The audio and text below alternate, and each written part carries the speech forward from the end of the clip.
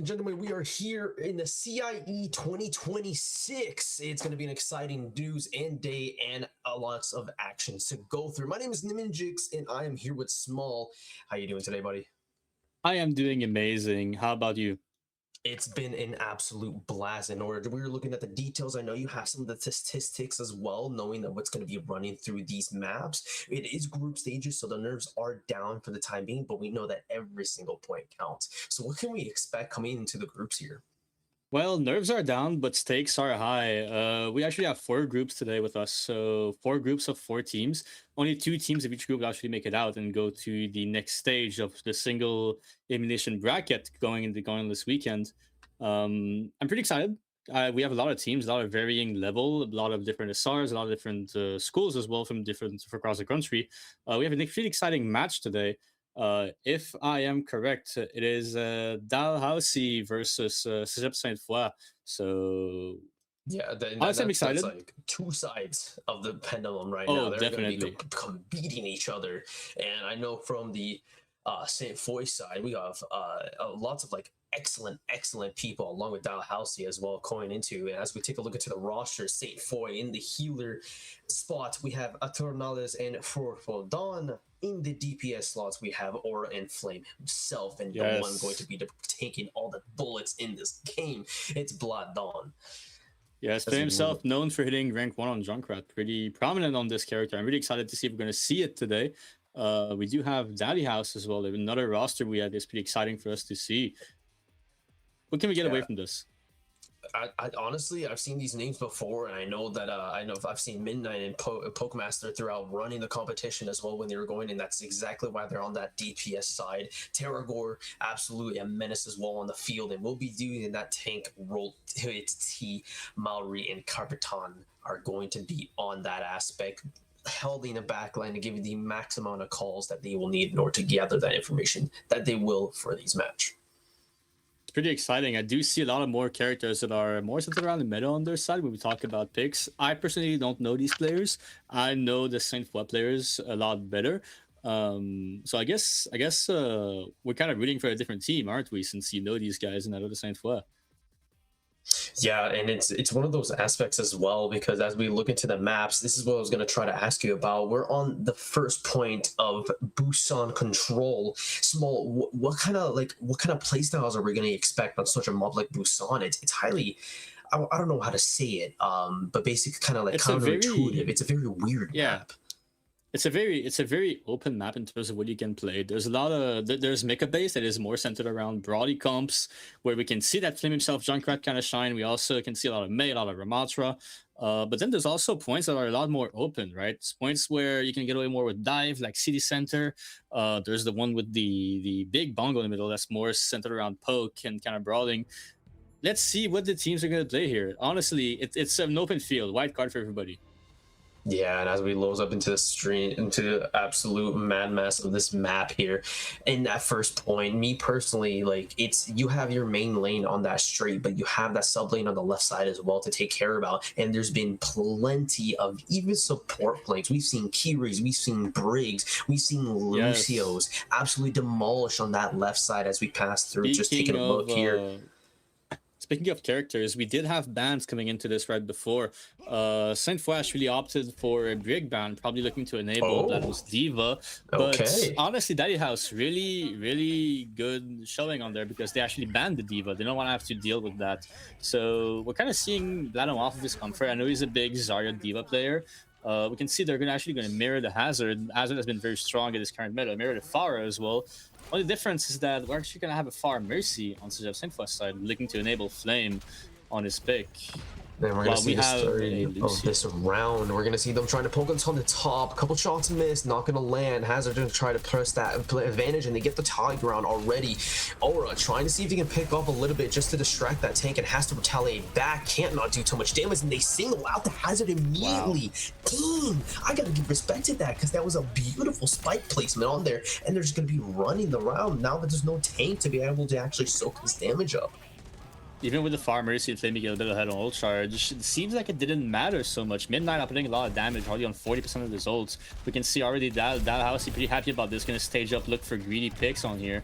I wonder if we're gonna keep the Mercy off of this, but oh, Flame looking for the Oh, diff. the trades, the trades. They're trying to go for the old TF2 style combat, and I love to see that in this game. You always love to see that old style combat shining through as they switch to the ball to see if they get it kind of a different play style. They're going to see if they can go for that poke and dive a little bit, to see if it's working a little bit, and it is on that space capture. They're going to try to see if they can get that last separation, but Terragor is doing an amazing job splitting the team up, not giving the support this ball needs in order to take the point, as they're at 30% already in the map, and they'll have to retreat and regroup. Beautiful job from Terragor. Not coming in really low this fight, but actually pulls through with the spam. Terragor very prominent in this map, very aggressive. We saw the separation happen between the ball and the rest of the team. I think this is probably a theme we're going to see with the wall. Hazard is really strong at just separating teams and making sure that they don't actually get to play for their tank. Again, I'm kind of confused about the Mercy pick from Saint Foy, but it seems like Flame is enjoying it. It's really a grow on the ult charge, and oh my god, the stamina really comes in. That on really aggressive on here. They were expecting the ball movement. They were able to read it the whole time that it was alone as well, so they were able to understand the style of play that Bladon was going to try to go, and that just excels immediately. At Midnight gets a pick on the duo, the duo that they're trying to do, but they do get the res off. That will help a little bit in the defense, and it seems like that's actually what's going to be paid off, because he gets the trade and the last pick needed on what the Menace was trying to create, Terragor, and it's just a sweep from there as well. The res actually coming in clutch here, helping Saint Foy not invest in the ults to win this fight here. We're actually coming into this fight with almost 5 ults. Saint Foy's gonna really want to poke up here. They have a much greedier comp in terms of poke. They have the Mercy ult as well to sustain. They have the rush as well for the Emery. It looks to be an aggressive fight, but Daddy House actually starts the fight. And they will pop it's the ult fest that we know Overwatch to be, and it will be trying to see who can come up above. They released the Kasune Rush, they released that Valkyrie, and it will be using double supports up. Every single ult that they could have used on the Dalhousie front allows them to live, but it seems like that poke that you were talking about just reigned too true for the side of Saint Foy, and they will be absolutely collapsing onto that point once again, immediately denying from that double support ult. Absolutely a game changer on the decision making they had to do there. Talking about the poke, but Bladon actually coming in clutch with the cleanup here. I think Flame dishing out damage, the Barrage finds 2 picks, and then Bladon just cleaning up with the rest of the team, actually finds the rest of the picks. Also, Fro swapping over to the Kitty Cat here, which we don't see often. A much more aerial comp, much more greedy on the angles again, and Aura initiates with the override here. Looks to find one, but doesn't actually find anything. Kind of just plays for zoning here. There's nothing much coming from this. Yeah, just trying to add a bit of a pressure, gets a nasty pick onto the far up there, but they were able to actually just sustain a little bit. They were able to get double the supports though, and that's what's going to be a little bit of the counterintuitive method, trying to get that zone, trying to push up, and they needed, but losing those support early on, focusing too much on the push can nullify your team push immediately, and that's exactly what happened. Now we see Flame here swapping to the Tracer, maybe looking to get a touch here, but that makes the Mercy a lot harder to play with the rest of the comp outside of it. We are in the last fight scenario, folks, and currently that Housey has the ult advantage here. And the Barrage comes through. Oh, and he gets picked at that. Oh my god. Beautiful work from Dawn. Somehow pulls the map, but Aura finds a pick. Beautiful, beautiful Dawn. And Terragor, look at this. Absolutely not giving any single inch. He knows how much of a menace Aura is. If left unchecked, absolutely can just immediately pick off one by one on that backline when needed, as they did to Carpetan. But let's be honest, that defending is what's keeping them on that 99 percentile and keeping them with a little bit of his zone control. You can see here, we're trying to touch into Terragor's side. Cannot be that impressive when you have to touch point, right? And then the override protocol comes out at midnight, but we're down 1. Aura finds 2, and this is a round closing in for Saint Foy. Starting off pretty weak, but I feel like we probably woke up on Saint Foy's side. I did see the seeding before. It was kind of leaning more towards their side. I was kind of expecting a harder, I wouldn't say roll, but a harder advantage on their side coming in. We can just see the stat split here with Flame kind of running the lobby with Aura in terms of damage.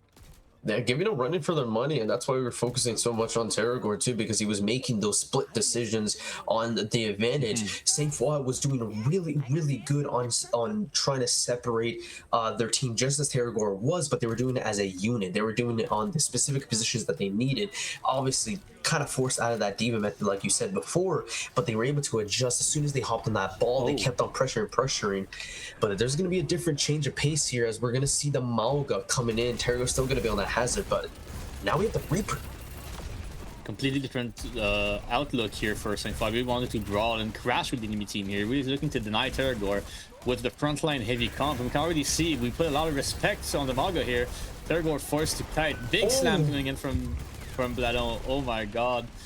We do trade Flame for Terragor here. I think this is pretty good if you're St. Fly. You're feeling pretty good about that. Very, very good. That's just absolutely, that's what the biggest concern that you could have as a Symphony player right now. You take off the tank and you can just absolutely lay on the pressure that you need from the front. Even if you have some pressure on the back, like you still have to worry about nothing that's keeping you from separating from you and the enemy team as well. As we push through here, they're gonna swap to the Sigma to deny this brawl front. So I understand they can take a pushback and they will be able to pick off one, but Flame is gonna respond back with that Pharah kill. Midnight on a truck onto Frau. Flame's going to be able to get the Wu Yang on that side as well, but he's just poking on the left side onto Flame as they're trying to get away, and they somehow live, but just on one tap and Cloaks at the perfect position, not even noticing that you're getting shot on the side. But the duo flipping the map here, clutching for that Housey.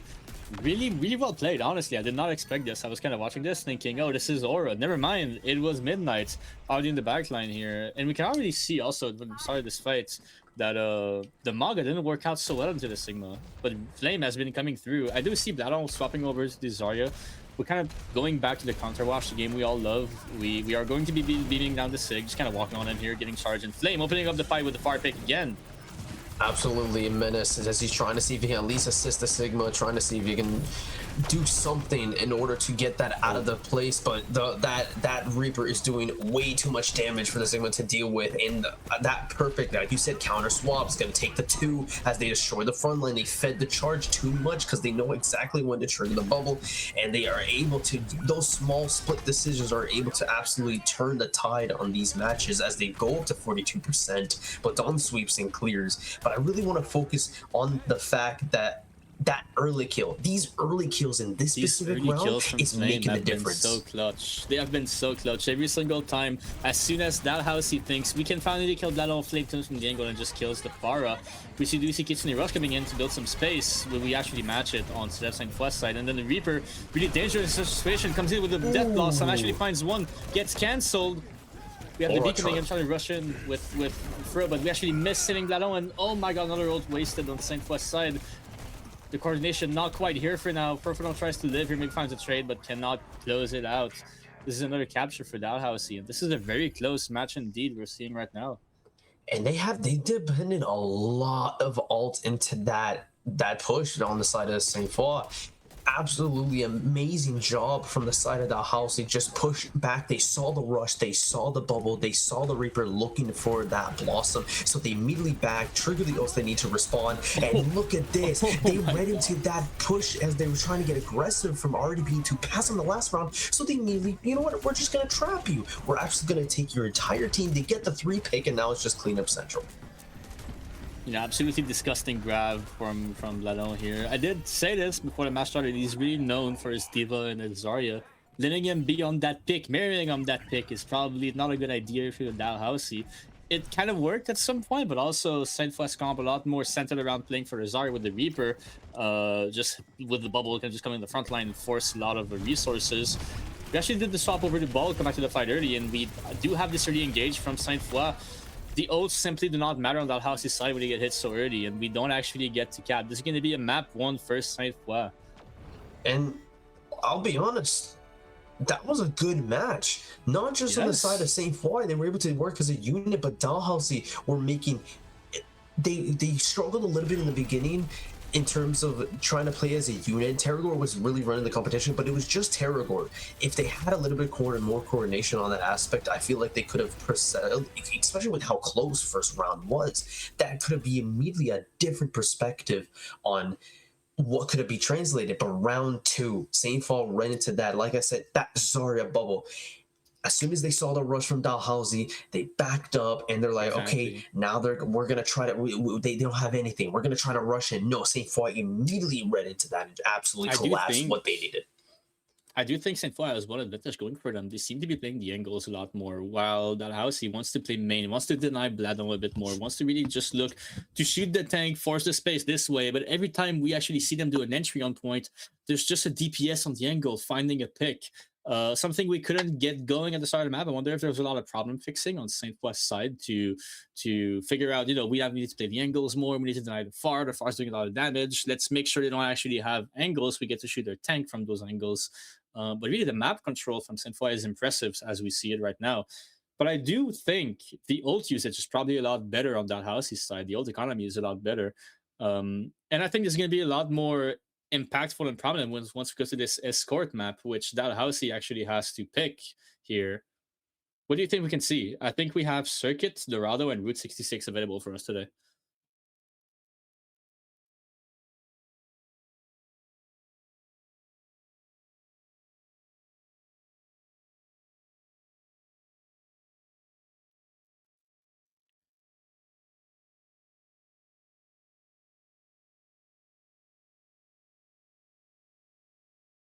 Yeah.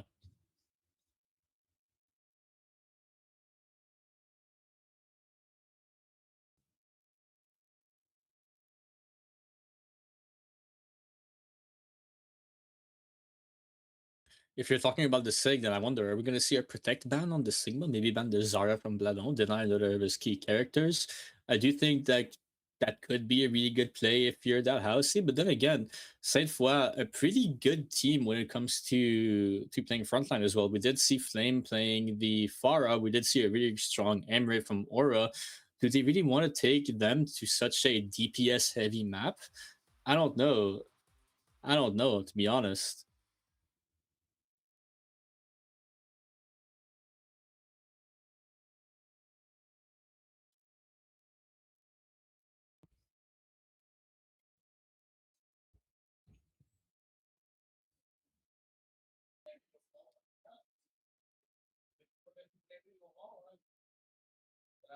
We actually just got the information that that house he actually will pick the Circuit Royale. Um, I do wonder again, what is the plan for bans on their on their hands? Um, I do think a Zyban could be good. Though a lot of the Circuit Royale map, especially on first and third part, has been played more around Brawl these days. Maybe we want to look to ban a Ramatra, maybe on the Lucio as well, which we did see from Saint Foy come out at some point. They like Mercy comps, but Lucio is a available option for them. Oh yeah.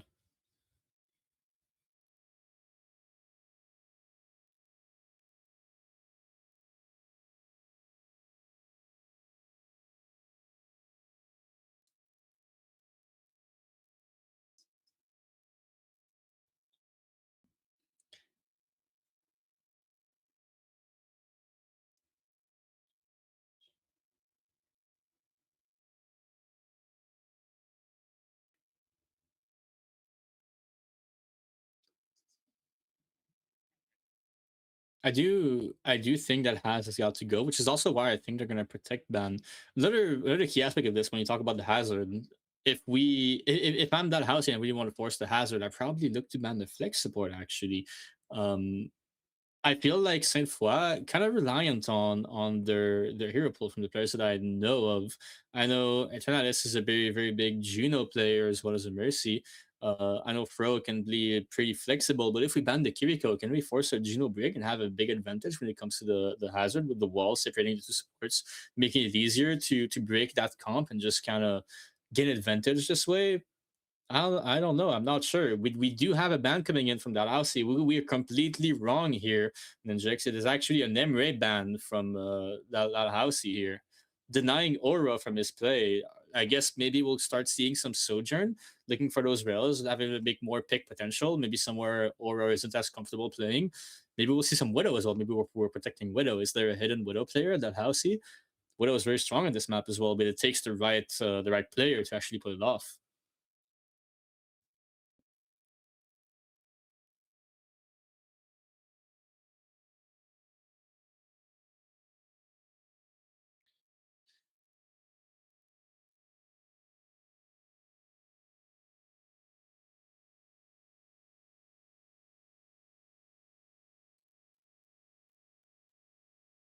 Banning the Sigma. I did not expect this. So actually, I think you were right. I think banning the Emre, making it easier to actually have those walk-ups and just kind of take space in those very long hallways. banning this sig as well, that does seem like a dream scenario to put out the hazard if I'm Terragor right now. To kind of just go in and dive, not get poked by the Emre, not have to worry about nades, just kind of just have to worry about the rail. But I mean, if you have block, what is a rail to you, to be honest? It doesn't matter. Right. So I guess we'll just see. I guess we'll just have to see what comps are gonna play.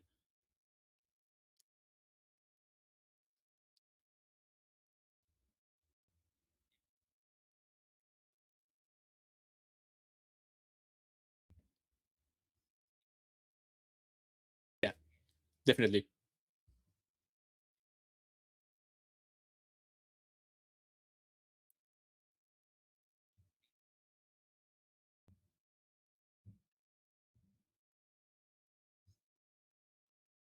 Yeah, definitely. I do think if there is a time to show cards, it is right now as well. Reminder: this is a best of three. First to two, whoever Senfua wins this map, that house he loses this match. Losing another one in this series is a death sentence. You do not get back tomorrow for matches. You will not get that top two placement in your group that you want to have. So it is a do or die situation for them. It is crucial. Yes, definitely, which also puts pressure on you playing against a good team like Saint Foy right now. Uh, Feels like a pretty scary thing. You kind of have to start showing your cards. Kind of have to start getting a little bit greedy here. Um, Speaking of greedy, do we think we're going to see some auto comps here?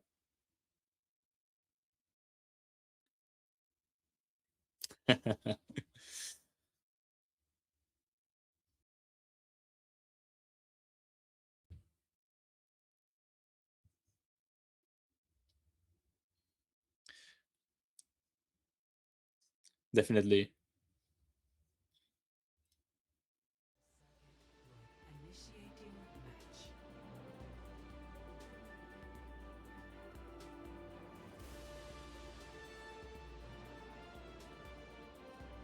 Yes.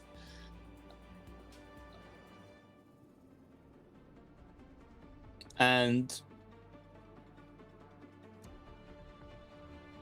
And if you've been watching a bit of the OWCS Asia, maybe a bit of Collegiate that happened this weekend with Nace, Varsity, and Open, all those really like tier 2 teams for Collegiate, tier 1 teams for Collegiate and Asia, I've been playing a lot of Ana these days. Ana Ilaria has been a very strong composition that we see a bunch, except obviously whenever we have the Cat Bastion, which is just a menace these days.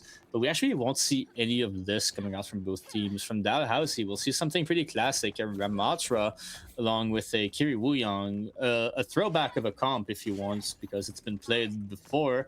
Kind of fell out in the middle for a little bit, but it's still a very strong composition when it comes to poke. I do wonder about that Junkrat for attack, but Saint Foy coming back to the Mercy, actually playing the Domino for defense. Domino is a very greedy pick, kind of loses to the Sig and poke, but with no Sigma in play, it's actually a pretty smart pick to kind of come in here and just play for your poke. Oh, what? What?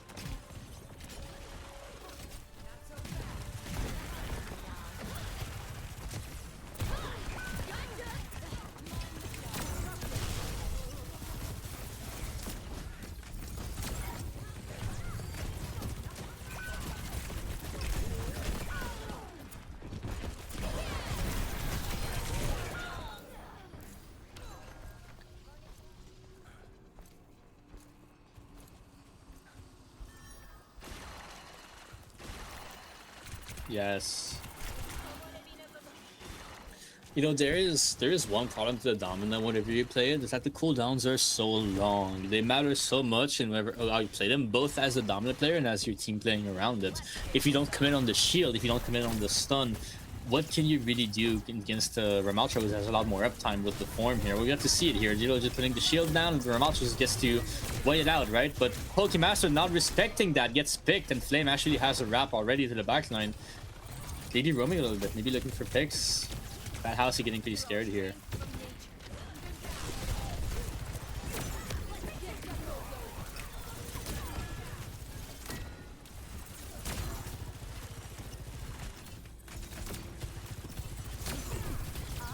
We're back to another shield cycle.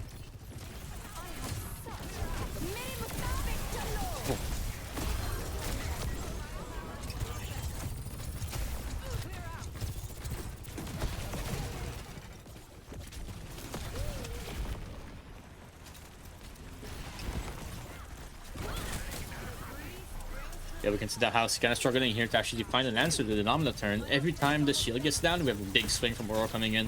Flame going in on the angles as well, trying to find an entry with his burrow. We have Rush available as well for both teams here. Maybe looking to enable an aggressive play on Sinfua's side. Both come out at the same time. Flame already coming on the angle. We have the OC come out from Midnight, trying to find a pick, flip the map, but gets picked by Aura, who's actually already on his angle. And Ladon falling to the front line here. We have Annihilation coming out. A lot of ult trades coming out from both teams. Flame actually comes out on top here with Aura. The DPS of Sinfua actually finding the picks. We have a res coming in as well. I think this seals the fate for that house in this fight.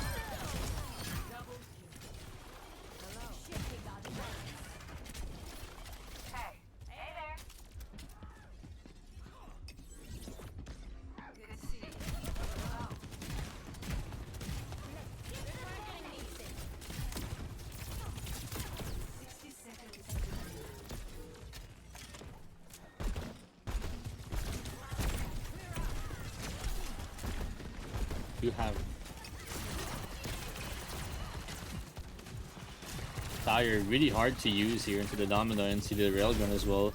And Midnight peaks. Oh my god, the swing comes out already.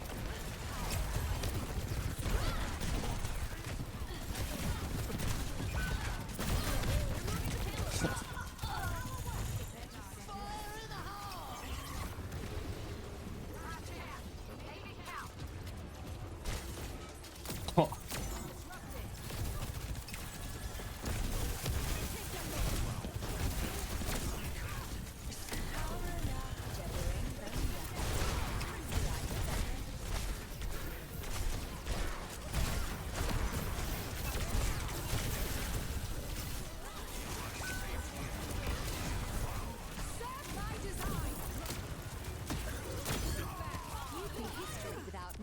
Oh, and the C9 from the rest of the team. This ends now. You know, I did talk about this before. Oh my god, we can see here with the stats, but I actually love seeing Mercy stats. You know, 0 kills, 0 deaths, doesn't matter, still get their value because we have so many reses coming through from Aternalis right now. We're actually able to flip fight from this. And I did talk about this before, where taking Saint Foy to a DPS heavy map, one lane map where kind of just playing for the DPS matters a lot, is a dangerous option here. We saw every time Aura gets a swing, if it seems to find a rail, seems to find a pick. Every time we put the shield down on Blano's side, Flame is just already in, taking so much attention from that house here right now that it's kind of impossible to capitalize on picks. Every time we kind of go in, maybe get a pick on Bladon, we need to force out Flame, and by the time we force him out, we have a res coming through from Aternalis, resing Bladon. Seems like we're always just kind of back at step 1, and 10-4 really happy with this, just trading picks, just playing with the venture, making sure that we get a free entry, force the attention on us, get a trade, get the res, and eventually we just come out on top kind of playing like this.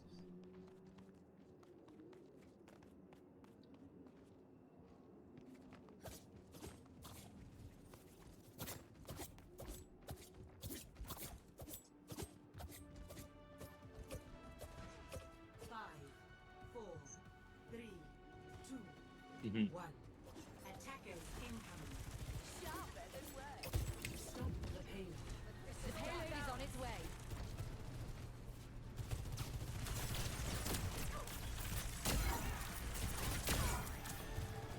We will be... Crafting the barrier.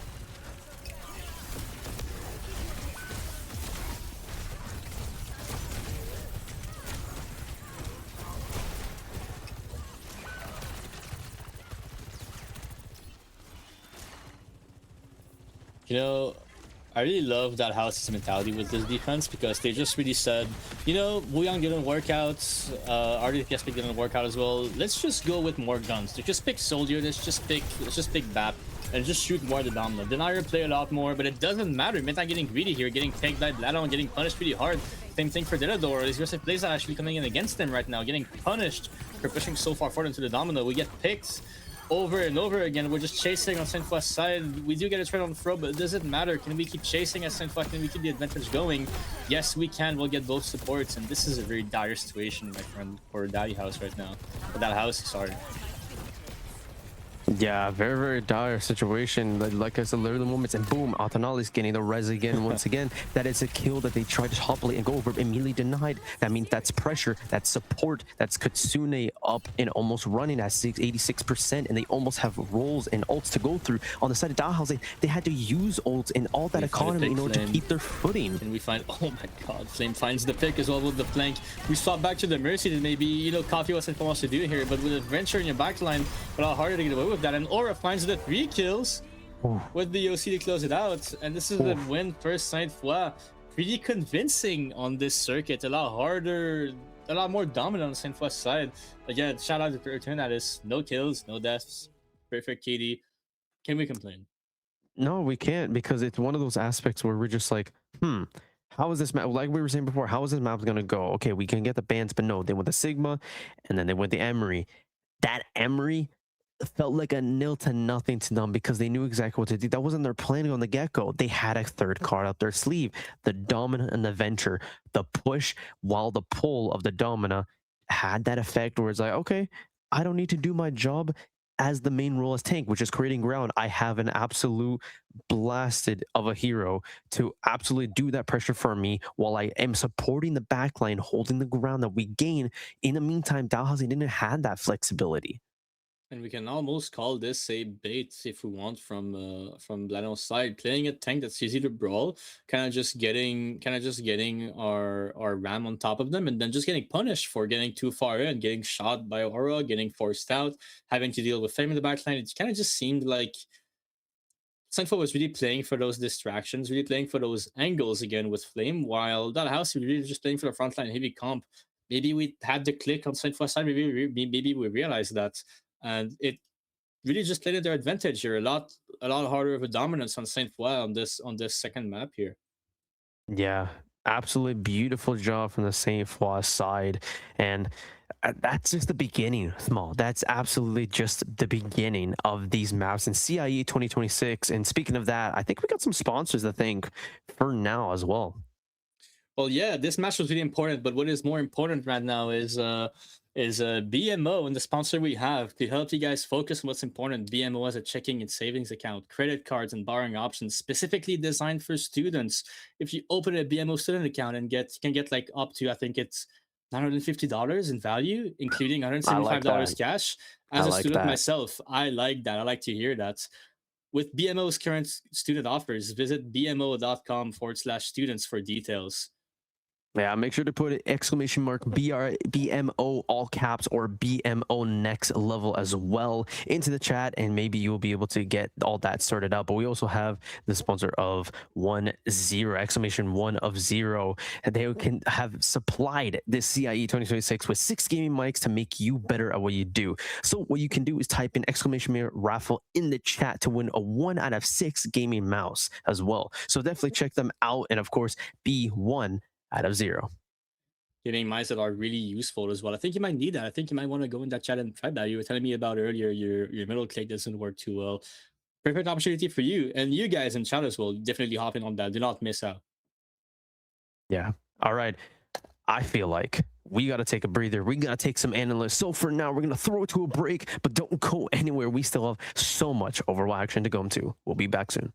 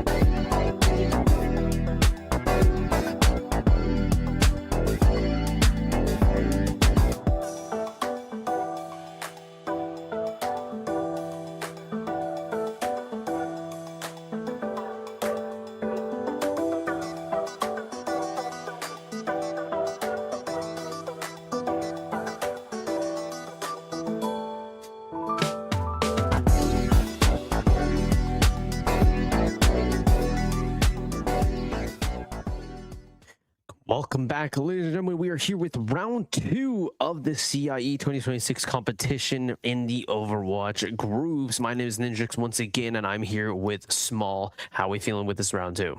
Still pretty happy to be here. Last one was so electric and so full of up and downs and also unexpectedness. I'm kind of excited for what's coming up next. We have ETS fighting OTSU. How are you feeling about that, Ninjix? I'm feeling really good. Especially, I've seen OTSU shine before in their academy as well, and I'm pretty sure they're going to be paired up in the next matches after here as well, which is very funny. But ETS is also a strong team.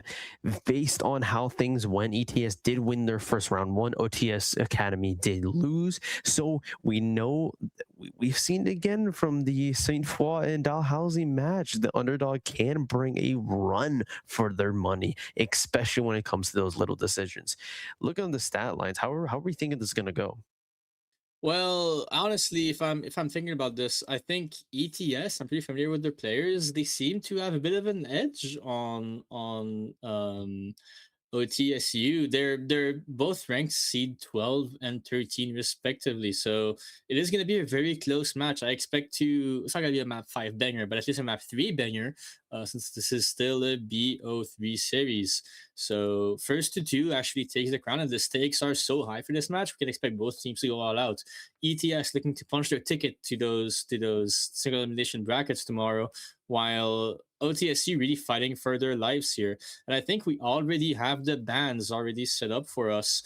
But we'll take a look at that later. We see ETS here with Kaitope, Smudgy, Mathlete, Flam, and N12. A lot of players that, if you're from Quebec, if you know with the region a little bit, if you competed both in the LCSC or like other tournaments around, you know these players. Mathlete and Smudge especially, pretty prominent Quebec players, pretty known for their play. Mathlete actually a very old player playing a lot of Reinhardt, as we can see here on the screen. I don't expect to see it today. Love me a Reinhardt. I don't expect to see it today, but we sure do hope to see it. And Anyway, we're gonna go. The map pool actually goes from control escort to flashpoints. We can expect a lot of brawl in this matchup as well. And here, And talking about OTSU Academy. brawl, yeah. We're going to see Deacon and Zed on that DPS role. Humphrey and Mako on that support line with Naori on that tank side. And we know about, we were talking about brawl. We see some dive characters on the screen here, but we have no idea the cards and tricks as they go up. We know as we go and take a look into the maps that the first one is going to be Busan. Actually, excuse me, my words are very wrong, because we're going to be going to another control map on Lijiang Tower. Now, when we're talking about brawl, this is the map that we would want to see on this case. We also see some Reinhardt on that first point too, so the chances might be looking up here. This is Brawl City, as you've been saying it. We were talking earlier about Busan being a lot more open as a comps. Here it's kind of just play brawl, play your game, beat a better brawl team, and you will win. And we can see that teams already noticed. We had a Maga ban from ETS, so maybe hinting towards that Reinhardt pick. Maybe we could see some Ramasa or Arissa as well. That are all tanks that are very strong in brawl, but shut down by the Maga. And a very interesting ban that I fully support from OTSU here. Get Kiriko out of here, they said. We do not want that Kiriko buff. Lucio. We do not want the Kiri Lucio. We want to play Gino Brig. We want to play on our lobby. We want to play those river backlines, which we have seen a lot recently played. I'm actually of the opinion, as a coach, that Kiri Lucio is overrated right now. So if you can get that away from teams who only play that composition, and you can play a Gino Brig, maybe a Jetpack Cat Bastion, maybe some, again, on our lobby, maybe we can also see some on our Brig again. A lot of comps are open to the playfield in terms of the meta right now, which honestly is going to be very interesting to see. I fully expect to see some Geno Brig, since this is a brawl map, but I don't know, we might get surprised. To be fair, I feel like I haven't seen enough of Juno, even though they were a popular, very popular player in the past metas.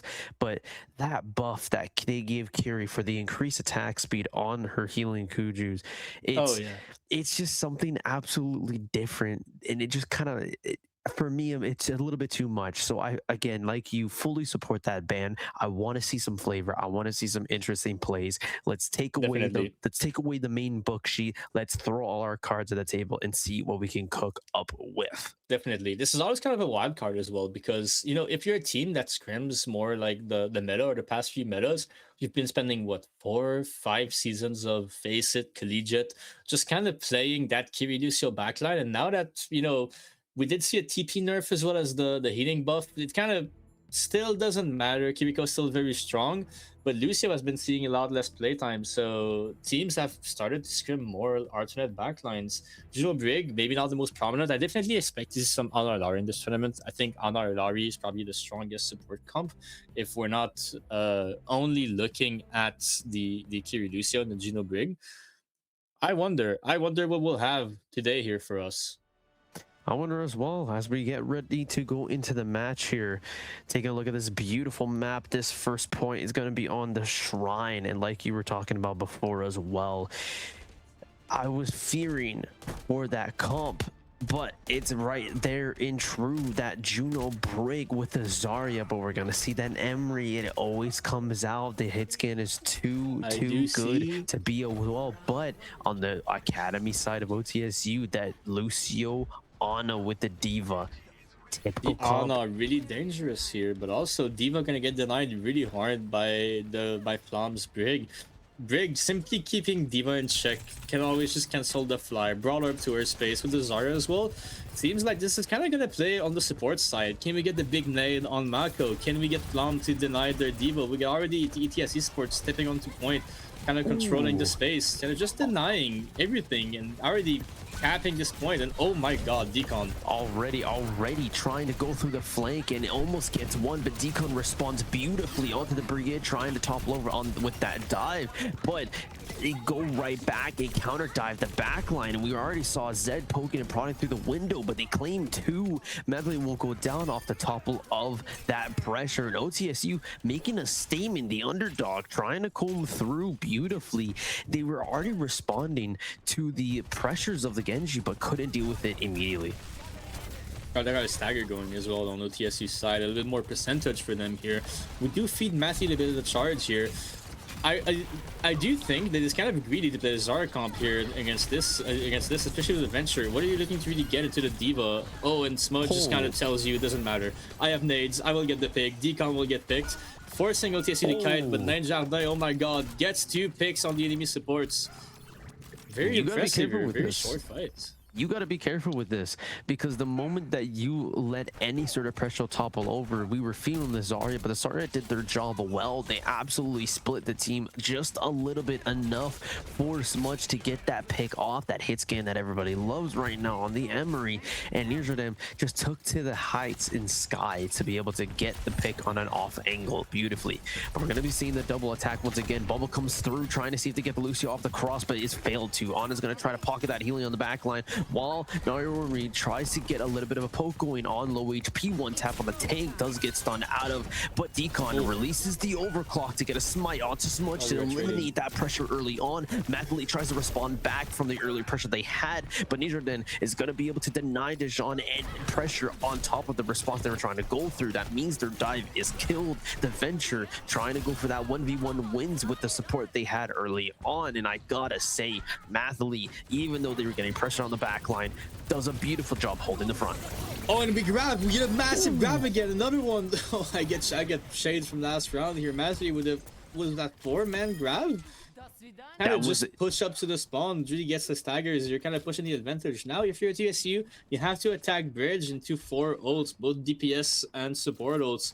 Especially with Juno Brig, very oppressive ults here with the rally, the stun, the damage and healing you have from Juno's ults. Isn't that kind of dangerous? But Decon just finds the thing kind of comes through here. Oh. But they're not afraid of danger, as Decon gets the double pick onto the DPS, as taking the front line to their own hands, as they have to pop both support ults to see if they can try to survive this, and they do to some extent. But Naori gets one more pick onto the support as they are immediately respawned. That orbital will not support a giant nuke on top of their face. Gets a sleep onto the front line, just absolute there across the map, and Smudge will be able to get a response shots from that earlier kill. That's beautiful work from OTSU. Smudge Using flying the pressure through they so had from the 2 fast. picks.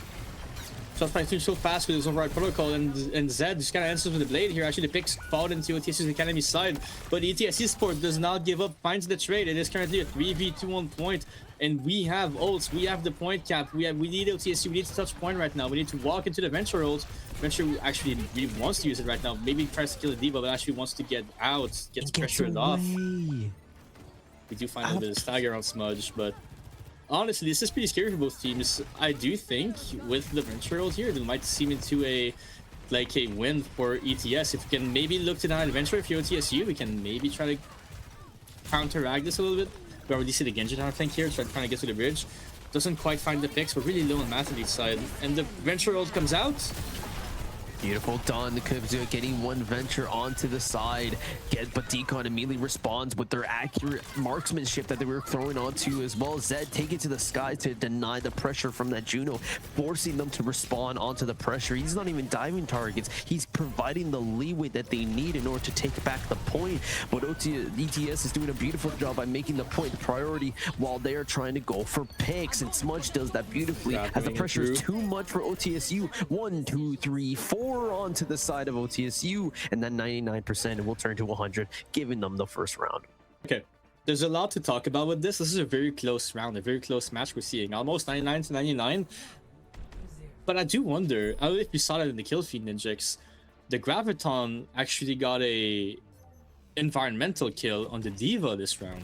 The Graviton Surge. I do not know how that happened, but I did see the falling off the map icon. The Diva died. That was weird, but unless they went through the wall trick where you throw the grab onto the wall and have it stick right above that death and despair. Exactly. The grab was on point. I was confused, but even if you don't look at that right now, I do think this is kind of a mirror from the last match. This kind of plays onto the hit scan here. We keep seeing trades coming in from either team, and then the other one just with their hit scan finds the opening pick or the revenge pick rather. Smudgy and Decon really solid here with the rails, and Smudgy with his pressure. We see both teams are really confident in their teams right now. And you were talking about both teams trying to have the supports, and they did their jobs, but it seemed like the DPS picks is what's making the difference on the pressure they were going. And talking about pressure, Zed on the Tracer now trying to go onto the Baptiste, forces the lamp, tries to see if they can get the resource done early, because that's not the official push yet. That's only the back line. Trying to get a poke and prod here going to get the first tick onto the percentile on the ETS side, but Zed is doing a wonderful job by keeping the supports away and distracted. That means they're not healing. That means they're not supporting, so they have to dedicate bubble ults, but Math gets one, somehow gets two, gets the Venture onto the Juno. They're using the pressure against them by making them focus on targets. That's not the point, and they go on the counter intuitive push. We do see OTSU makes a swap back to Diana here. TS kind of chasing the spawn, doesn't quite get there. We do get the nice stagger on the Diva, which you really like to see if you're ATS and you have the points. Decon holding this rail for a long time now, really wants to find the right opportunity. He knows he has the power to just find those picks. Zed also getting ready to come in on that damage. We don't quite find it though. We're getting stuffed really hard by the Zara comp, which is really oppressive into the Diva here. Really hard to make space. We do try to skip. Diva kind of fall really low here. Matthew also falls really low. Smudge opens the fight with the pick on the Zed.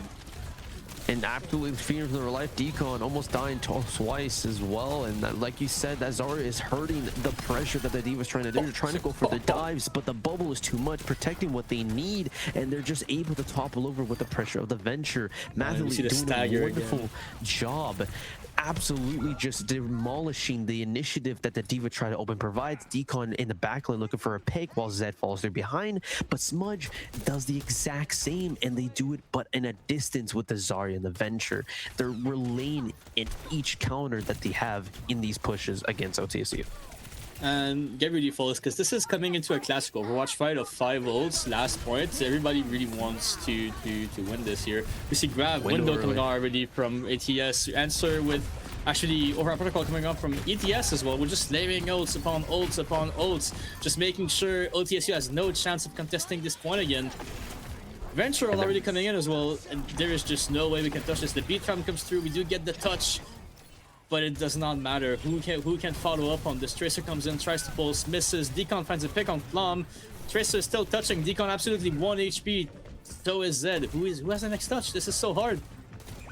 Trying to get as last moments as they can. Smudge takes down the rat in the middle. That's a tracer, but the Diva Nano trying to go through to at least last anything that they can while the team rolls on through, and they're doing a permanent job. Will almost win the 1v1 and get their mech back. How are they alive? That's because of the Nano. Beautiful coordination, beautiful comms. They're still in the game. This is overtime. It's not over just yet. There's a couple picks down, which means the Lucio, they can't speed out of here when they needed to go for the brawl. The environmental kill, they backed up too much, trying to avoid the boost from the Diva. That's annoyingly dangerous because that means OTSU is still alive somehow. I can't believe from this. The difference of just one ult usage. I can't believe this. Going from 2 DPS for 1 HP with no cooldowns to nanoing the baby Diva and getting that mech up and then getting that second life with Diva. Such a good play from OTSU. The stall really went through here. Mathlete kind of coming in here, already getting pressured, already using bubbles to kind of come in. This is going to be a very hard setup to fight whenever you have to fight so many angles, but Smudgy actually just gets to skip, just kind of rolls into point, just kind of tells me, teammate, you guys have to come into us now. We're not attacking, we're defending. Well. Yeah, very, very advantageous position if you're ATS, and we can already see you're getting it put down. Going through as well, the lamp is going up, trying to see if they can poke in broad and use that window to their advantage, but they're trying to deny the space from it as the ETS is trying to see if they can actually go through. Flam will get an environmental kill as they take them tank down. Good focus on the kill. That means Zed can do the work, but as they push and prod and push and poke, that means everyone's off the main point of the game, and that's the point in the middle. ETS with the first map win. Mathlete here already having 11,000 damage after what, a 9-minute map. Pretty high stats, although we are playing Zarya into a Diva with massive grabs as well, as we can see right here. Honestly, really well played. I am still flabbergasted and so surprised by how OTSU managed to retake that point and actually not lose a bit earlier here. Kind of a shame here we can't close it out afterwards, but Nano Baby Diva, I have never seen that before, especially not in such a hard situation. What did I tell you? Little decisions. Little things. Like the fact that they were able to, like, okay, both of my DPS down. What do? Baby Nano Diva. Like, I'll be honest, it's just the card throw that you just use in those moments of pressure, and those little things happen only in the heat of match moments. It's what makes Overwatch the way it is. And what did you do? What did you say before? It got the Baby Diva to a mech second life immediately because of the increased attack speed, the increased everything buff that Nano provides, allows them to live through the anti-nade to give even more healing. No pressure on the Ana the entire time as well, so they were able to extend that life. They did the same thing on the ETS side as well. They immediately popped the window early on so they would have it for the next fight because they knew that death pool of ult slam into the map of that last point fight was just going to be too many ults for that window to deal with, but they had it for that last push, and it was a beautiful decision from both sides. I still want to give a shout out to both DPS of this match here.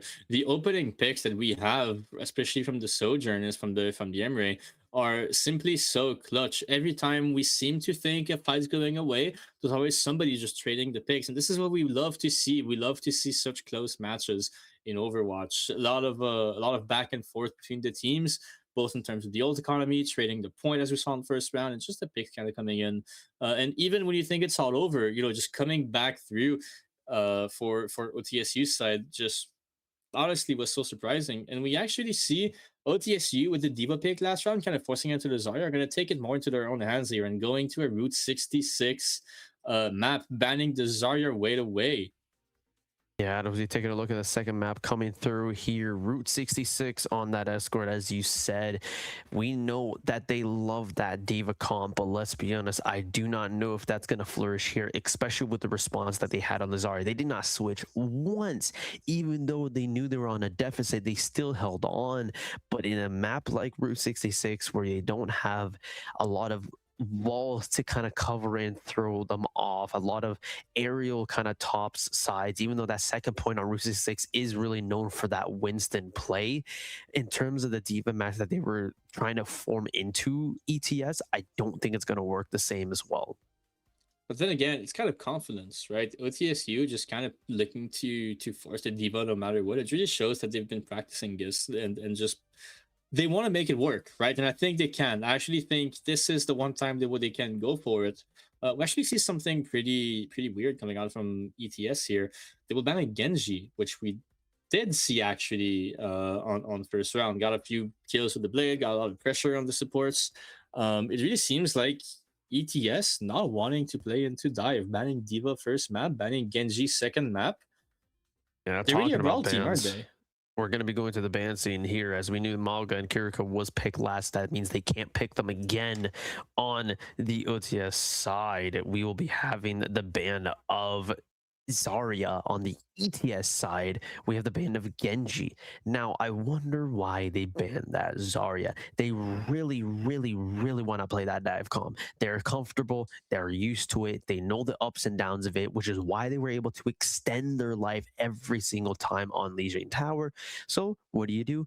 Eliminate the problem at the first hand. Cut it off the bud, and that's the Zarya. I am pretty familiar with Matthew as a player. I do know he likes to play that Winston. Everybody loves Winston, right? But also playing into the Diva again, I wonder if they're gonna try to force it, match the Diva, or just simply go back to their brawl. We did see a Juno Brig and then Lucio Bap coming out of ETS Esport while the Kiriko was banned. Now I do wonder, are they a Kiriko Lucio team? Are they gonna shine a lot more with that? Or are they gonna go back to more of a Browdy comp? I think the Brig from King DD was pretty good, but what is this comp I'm seeing? Okay. Hazard Widow. That's And the something that you don't see too much in specific maps. In this case, though, for attack, I know what they're doing. They're gonna do the thing where you grapple with your Widow, you go for a nurse shot, and you pull him back before you're gonna get shot back and swap. I expect them to go back to a Kiri, and I imagine either a Sojourn or a Freya here after the Widow shot is used, unless it works. Obviously, unless Smudge is feeding it. We could also see an Emery. Smudgy was pretty solid putting out that Emery before. We see a pretty classic comp coming out of OTSU Academy. Just classic dive. Ana Brig. Everybody loves Ana Brig. Pretty classic. Always strong. Always reliable. The nades coming in. The big playing for the Ana. The packs for your Tracer. Always something we can rely on when you're playing dive. And the Diva coming in, as we probably guessed. Starting onto this round map 2, round 1, we're going to be seeing Hazard forcing off the Diva on the top side as the Echo tries to see if they can get a little bit of pressure on the backside so they don't get swing on that big rug on the right side. Full charge on Decon, looking for a pick, misses, but will be able to get that point and pressure done. Trying to go for a little bit more. Diva, the comfortable pick for Nari. We'll be trying to see if they can at least negate some of the aspects of Hazard, which is that poke and prod method with the wall that they're trying to do early on, but this Tracer is struggling because they're aware of the poke and prod, which is why I talked about before. Echo trying to look on that flank side, not trying to deal with, especially with that typical comp, but it's typical for a reason. They know it, they're comfortable with dealing with it, so they go a little bit different. Smudge switching back to the Sojourn after not getting a couple picks on the Widow, going back to that Kiri that you were talking about before as well, as they initiate the dive, falling on forward, trying to see if they can at least black some of the damage for the rest of their team to forward on through and take more cover, but that Ana is doing too much healing to the tank, but not enough onto the Echoes. They get one, it gets two onto the side of Smudge and Zed. That means that flank pressure is gone, which they can go and topple ahead, which is exactly what Hazard doing, but gets slept in the process. Yeah, playing Echo into his shot was really awkward, but whenever we get to open up these angles, the Echoes just get so scary and so strong. A lot of the map controlled by ATS right now. We're pushing card, we're kind of getting forward, but the support ults coming online for TSU Academy. We have a bit of an advantage here. We really have to kill them before they actually get to rip it off. Flam really trying to get that in right now, and Smudgy finds the pick on Mako. We get to kill the Brigadier afterwards. The Tracer is dead. Matthew with a double kill here. Looking pretty strong indeed, although I do want to point out something. Matthew was on Zarya last round, and we're on the Echo now. We actually role swapped between Flam and Mathlete here to play the Hazard. Comfortable picks if they're comfortable with it, and it seems like Smudge is going to be sticking onto the one he's comfortable with, and that's the DPS side. Smudge gets a pick onto the Humphrey. That's the Brig early gone. That means the pressure that they're trying to deal. We know point 2 is mainly used for that top side. They don't want to. You want to take as much ground as you can to deny any flexible rotations, and it seems like that pick early on immediately killed the momentum that they had. Zed is able to get a pick onto the Lucio. They can't get away just yet, but they don't have that Diva mech up and available to deny the space that Flom is taking and already. we're gonna A stagger. beautiful trap onto that baby Diva. You're not going anywhere. I choose you, and the death day is today. Honestly, ETS really impressive with those staggers, really taking down the time clock for OTSC Academy, just getting a lot more progress over it. And how do you exactly attack into the hazard? Whatever, you have to cross a wall, you have to cross a leap, you have so many ults to fight as well. Matthew also really open in terms of the map the map space that he has available for him right now. We do get the sleep coming out, a lot of forcing of the space that Diana Break is able to do onto the hazard here. But we copy Diana, nano the hazard, going in with the nade, getting the straight on Diana here, actually able to just open up the field. Matthew here with this copy. But Decon finds the pick on Smudge. Another trade from Ninjave here on Decon. Then coming in really low, we have the bomb to remech, but the Hazard comes out whenever the DM is not available. We trap the Diva. She does not get trapped, but the Brig is really low. Ninjave with another pick on Tracer again. Absolute wonderful picks from the side with ETS. of ETS. Going through the motions, doing exactly what they need to do. Even though they had the backline pressure, Decon did get a pick. They were not faltered. They did not stagger. Flom kept pushing that tunnel on the top rafter. They did not stagger. That means the Brigida couldn't get as much value on their Inspire that they needed to. And they, at the end of the day, when you're splitting up the team as well as Flom is doing, it's doing well, but Zed is going to try to make a steam and gets the early pick onto Echo. Then Nano gets popped in the Diva as they dive the backline. Know that the hazard is a problem, but we'll try to cut off his support. And when your support is cut off, you die immediately. Kiri, hazard died. There's just one shot, gets support from the Brigida, and that's a wonderful response on OTSU side of things. And we're going to see the quick swap, knowing that it wasn't working from before, now that they're indoors, to the Mei. Yeah, the Mei is actually a lot more powerful here. We're going to see a lot more respect coming out of the Diva into ETS's comp. We could play it right. We also have an extra wall here to cut off the Ana's LOS, meaning Flam will get to have a lot more freedom using their wall for their kills. We can see a really aggressive play coming out here of OTSU Academy sending the Diva and gets demeched immediately and actually gets the rush and the OC out, but getting those ult outs doesn't matter if you can't kite him afterwards. Smudge finding the pick on Zed, Flam cleaning up on the Diva as well. We push OTSU Academy back to their spawn. Now we have a very aggressive setup and really good staggers to close out this point of your ETS. The beat's still available as well. We are pretty close to getting that mailed to how exactly you want to attack this. We do have the High Noon coming in. We're swapping over to the Kiriko to get the TP in. Maybe have the Suzu to help touch. Try to force this Mei a little bit, but the Ice Block comes through and so does the Beat, and it's so hard to live here whenever you have a billion HP to fight through. The Mei ult comes out after the D-Mech, the Rally Clear comes into clutch and just save the day, but there's just so much space control with the Hazel, the Mei ult on point. ETS takes this round with almost 3 minutes on the bank. Wonderfully done from ETS side. And as we were like just kind of describing throughout the match, the hazard, it's a hazard in the name. You cannot avoid it. You have to slow down. You have to take the mindset on what they're doing, and it's just specifically just taking space. At the end of the day, that's what the tank role is for. If you're continuously splitting your team up, if you're continuously denying the focus that you need to provide the support onto your team, the amount of times the Hatter was just focusing on that Brigida could not do anything. Like, I don't know about you, Small, but I feel like that's just a make and break it there. They got to do something. Exactly. I think you're onto something. ETSC's quite really good at denying plays from UTSC Academy. We saw it on the first point where they're just looking to deny the Tracer flank, run their resources, get the recall out, and whenever that is done, we can try to just collapse on our angle, kill her, and then Ariko can play the game now. Ariko is free to not get one clip by a Tracer and walk around. And on third point, swapping to the Mei, having wall to deny plays from the Diva, to deny the angles from Diana. Really aggressive from ETS and honestly really thoughtful as well. Just playing to deny. Oh, we will get that pick. I wish it from athletes. We don't often see a junk. We don't often see a junk here. We love the rat plays. Let's be honest. We know this guy's a little bit of a rat, but they catch it on early. No, they know. Oh, yes, they do. They don't see unfortunate. Is that free ult charge? That's free ult charge. He got 14% off that.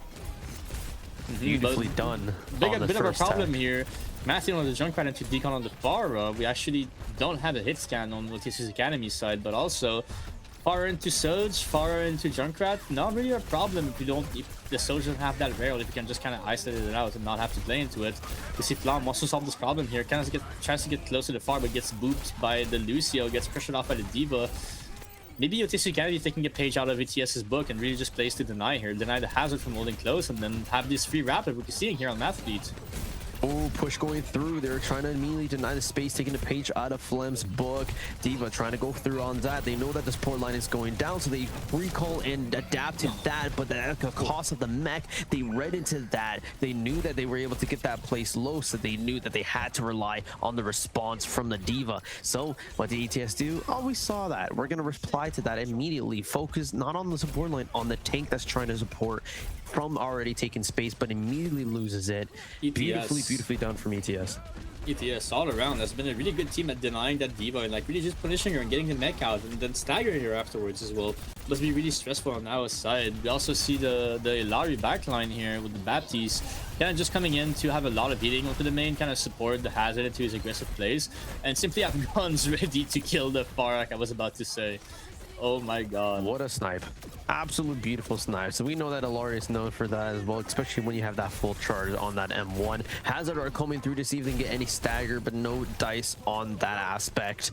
Plum doing a beautiful job on just keeping space, not holding, being a hazard in the road for that Diva. There's not a lot of space for them to take, especially with such that die brawl team that they're trying to go. And like we were talking about before, typical composition, they're reading into this. Yeah, and then Javelin has his ult here as well. We have the window to lead into that comp as well. Lucio tries to go on a high ground here, gets to play. Oh, we jumped out of the lamp! No! Oh, we do trade for Humphrey here on Flam's side. We have the captive Sun coming and find the pick, but we're also trading on Mako. Finds 2 pick on Smudge, and the bomb! The bomb! The bomb comes It's just a through, trade on trade fest. There's no one on the point except for the 2 members. Now 3 of OTSU. Let's review what happened there. They were able to get the lamp on deck, but they jumped too far. W pick from Zed, but they weren't able to get on 3. And like you say, I hop on to Juno, trying to see if they can at least get something on the deck here, but no, they're going to try to see if they can at least get a little bit of pressure on as much as they can to claim that first point, but they have the ult to depend on it. Beat and Kiri, Beat and Katsune go through as they try to deny. They have the rail charge, but can't land a headshot. Oh. The one that can do is Smudge and Flam. Use the ult to deny it. Once again, the push that was trying to make the opening from the side of OTSU, but denied that tank push immediately, which means that with no tank, no Diva, no mech, that's a cleanup from ETS side to be able to deny the advantage, deny the push, and deny more time. 38 seconds counting down. 30 seconds on the board with no ults here except for Decon's railgun coming in, and we also have Flam's ult coming in. Really want to hold close if you're ETS right now. You still have a lot of guns with the Kiriko. You still want to make it hard for the Diva to cross around the map. Want to get that mech out. Want to get to help Flam farm his ults. It is so hard for Decon to kind of mirror that here when the Diva also is getting stuffed so hard. But Zed, back on the Freya here, is just looking to build some new angles. We're on the double hit scan comp, now really looking to deny the Junkrat display. We do make it through up to the gas station. Trying to take some more space again, knowing that how dangerous Hazard by looking all the way. Hazard ult goes through, gets 1, looking for 2, but it doesn't matter because the 2 won't be caught because no one's on the point. Everybody was so focused on building the angle on the right side for Decon to find his ult, maybe get that gas station. We forgot to send someone to touch point, and this is kind of the problem as well. We did swap over to the Freya to have more guns.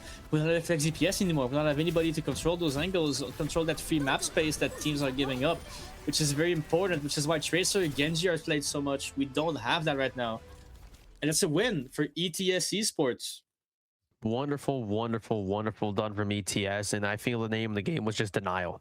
They knew exactly as soon as that Diva tried to support the Kiri on the back rock there on point 1, they had to at least give some leeway, try to dive in to save their support. So they ran into that. They went through. Absolutely beautiful job on whoever is IGLing on that case. They immediately blow. Oh, Diva's not on our radar.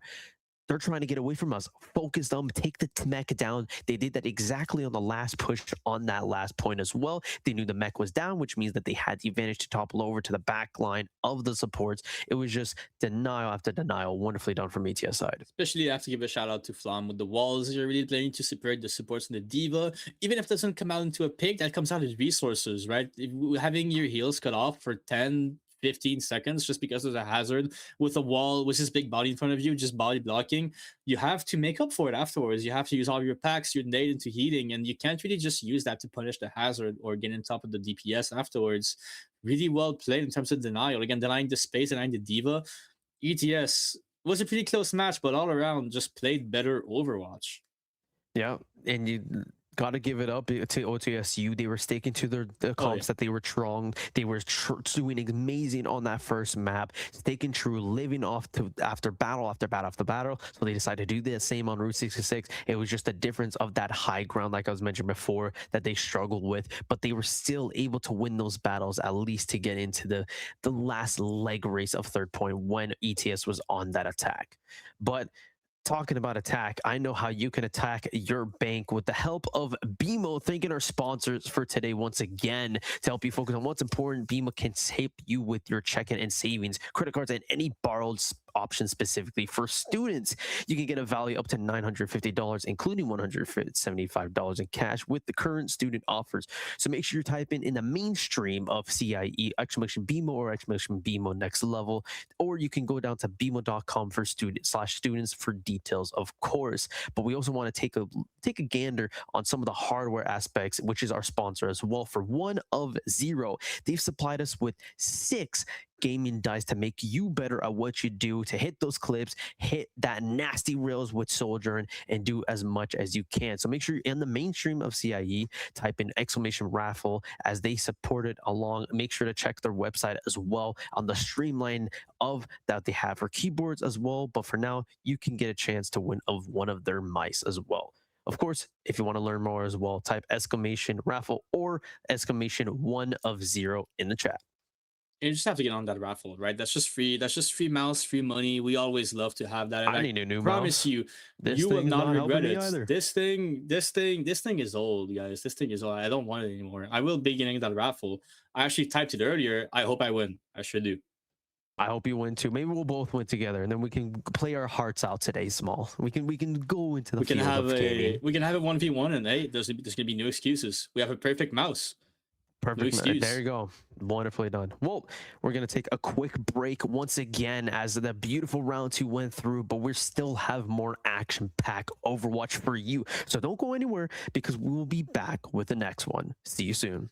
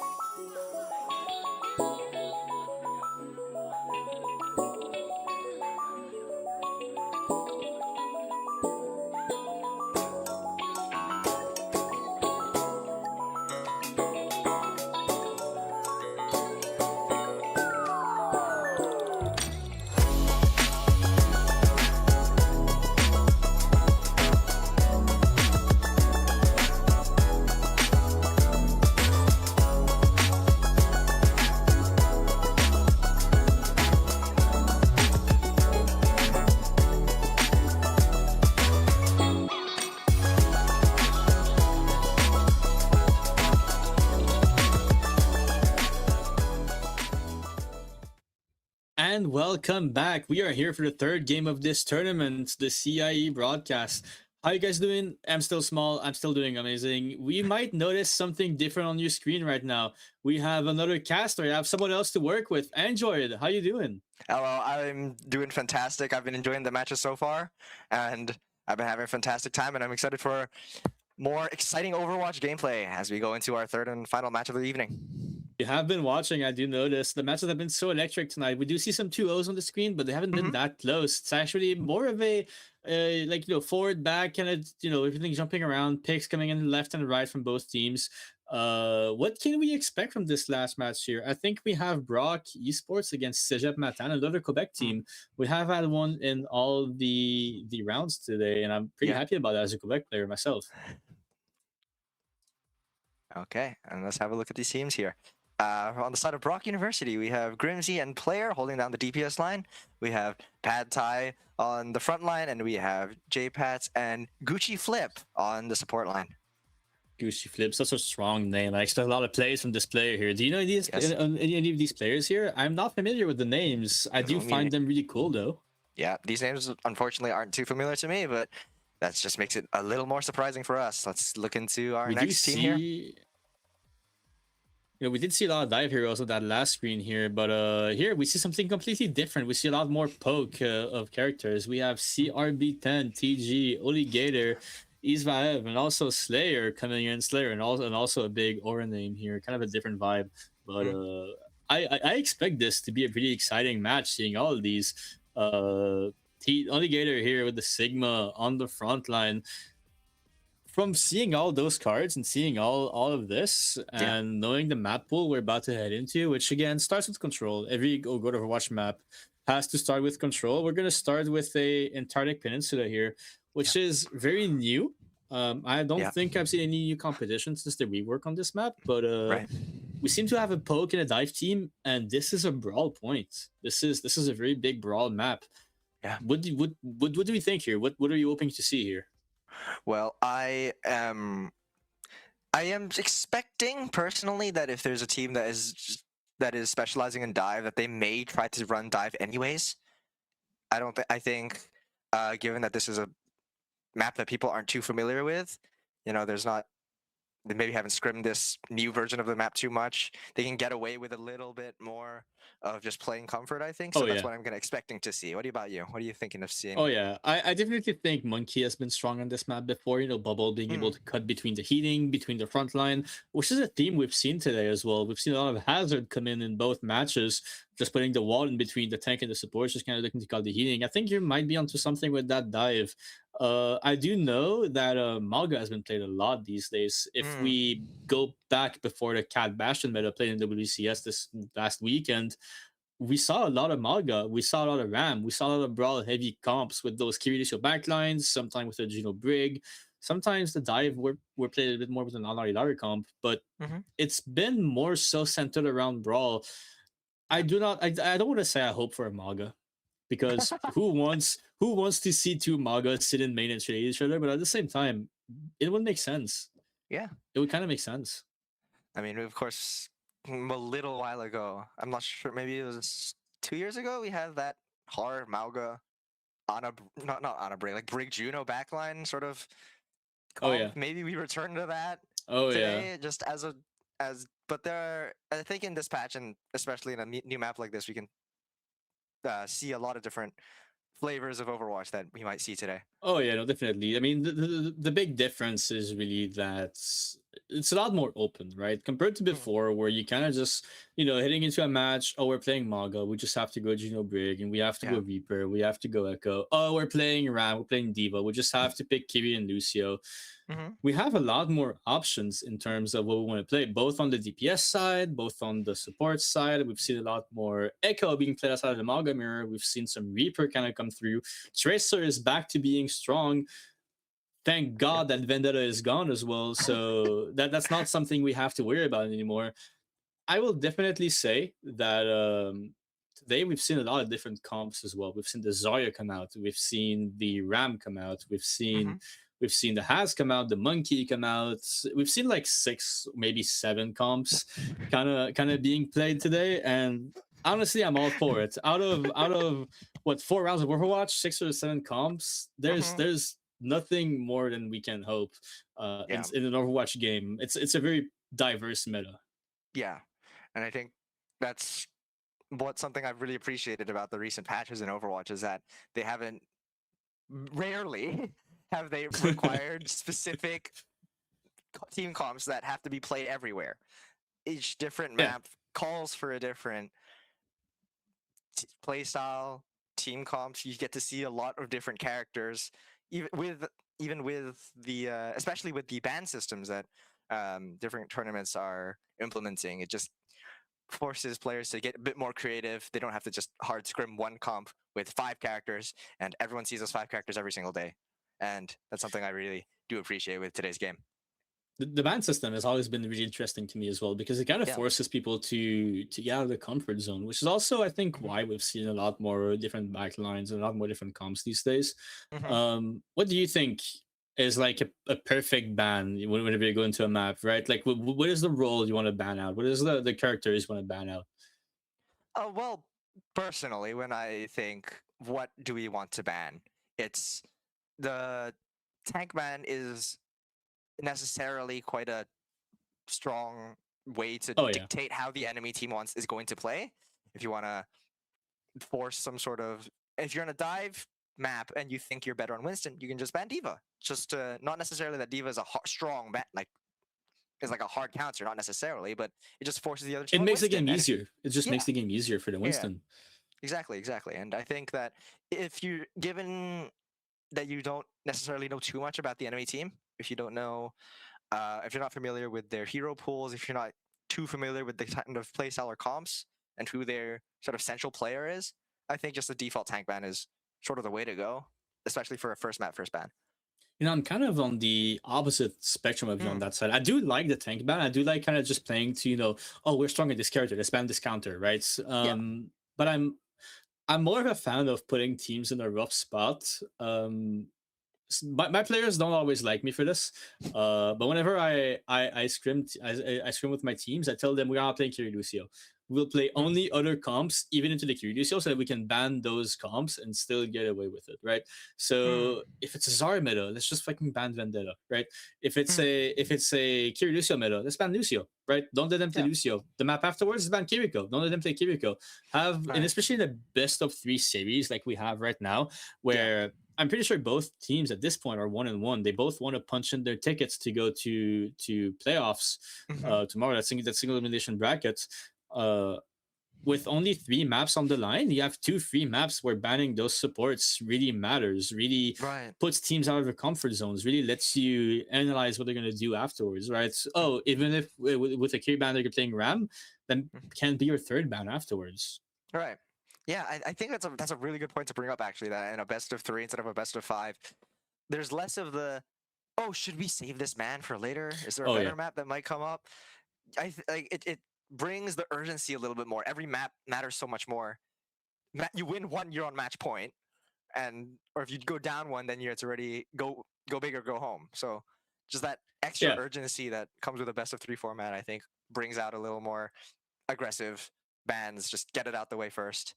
There's also like no point into hiding a comp as well Mm, for single elimination bracket. If you're at this point here of the game, or the series rather, you have to go all out. You would yeah. hate if you're a team that's really good at playing those brawl comps like the Maga, the Ramatra, but you're Mhm. also really good at the Sigma. You would really hate to not play the Sigma and get eliminated without it, right?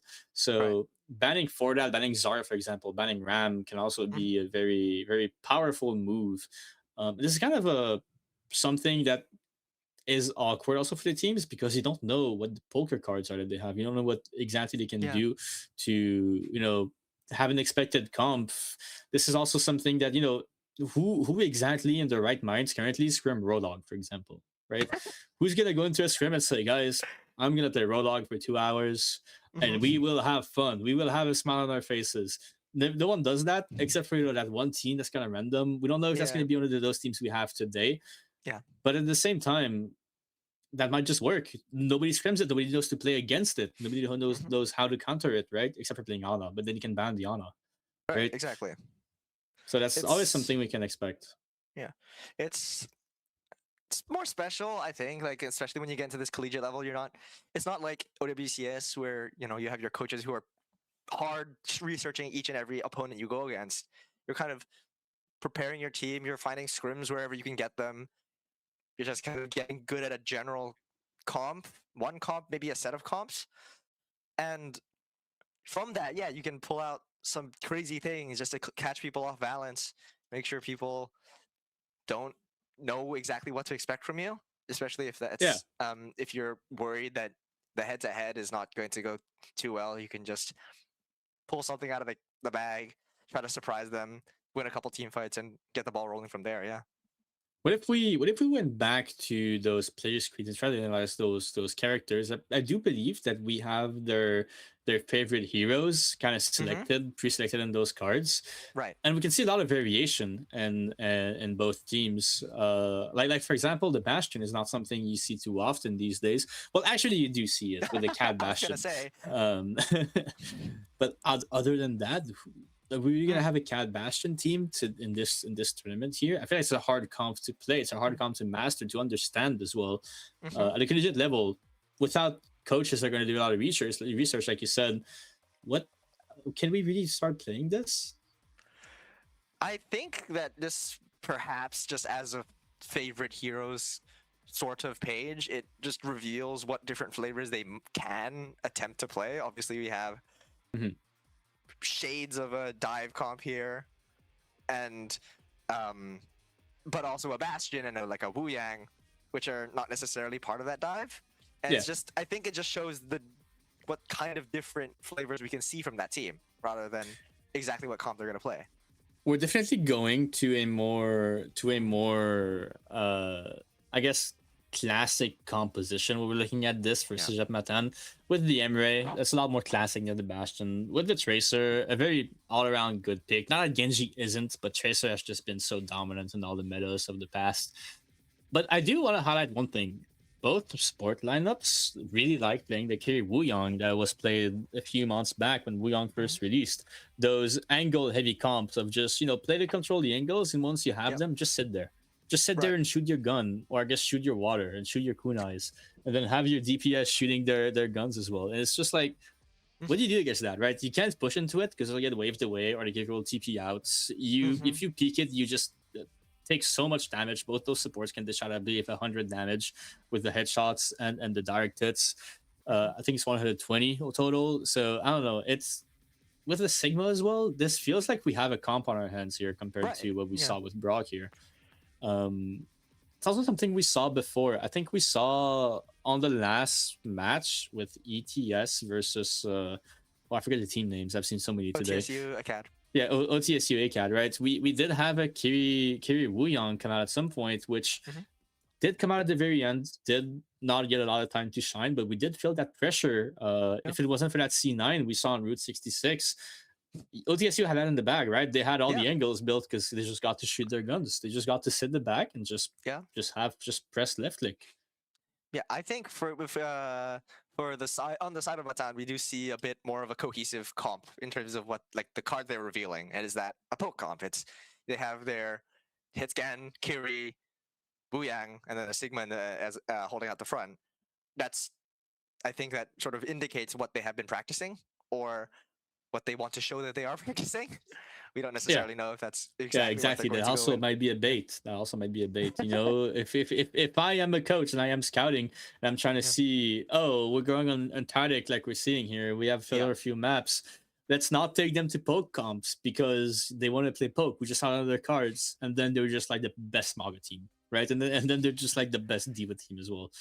It might be really hard to fight into. I don't know if the mind games are really there for this tournament though. Yeah, I don't think that they're going to be thinking too hard about strategies in the broadcast booth of all things. But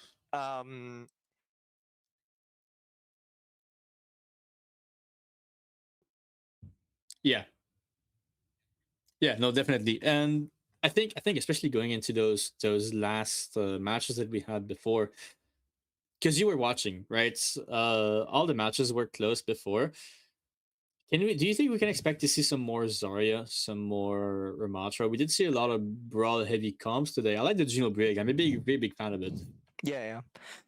I think that just by virtue of lots of people do play Zarya, Zarya is a powerful character in sort of a I'm the best person in the lobby, I'm gonna kill them all sort of Oh yeah, character. I think that there's obviously always that chance we see that. Maybe we see some Reaper pull out Bastion. Maybe they bubble the Bastion. maybe I Bastion. don't know.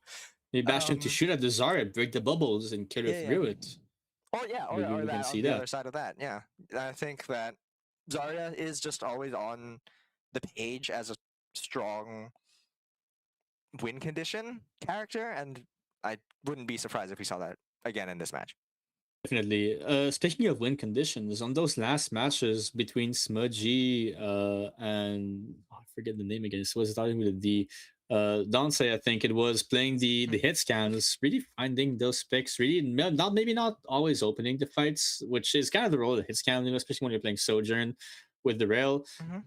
Having a powerful hit scan to close out fights and also flip them is really important. And there we see it. The Bastion, it is banned. Ooh, the match is banned. Yes, I believe first ban was actually to Brock here, and they banned the Maga. Yes. We talked extensively about how Maga is powerful and how Maga wants to just kind of play the brawl and how it is very important to play for that brawl on Tardik. Mhm. So with the Maga ban, it seems like Brock knows what they want to do here. They don't want to play for brawl too hard, and then Yeah. Matan bans Bastion. What do you think about that? I think that these two are perhaps almost in a way sort of playing to the same, like, let's not play a hard brawl damage at each other team comp. I think we're going to see a kind of a different flavor of that if we do go brawl. But I would totally expect that maybe we're just completely moving away from, we're divorcing ourselves from the idea of playing that sort of head-on-head matchup.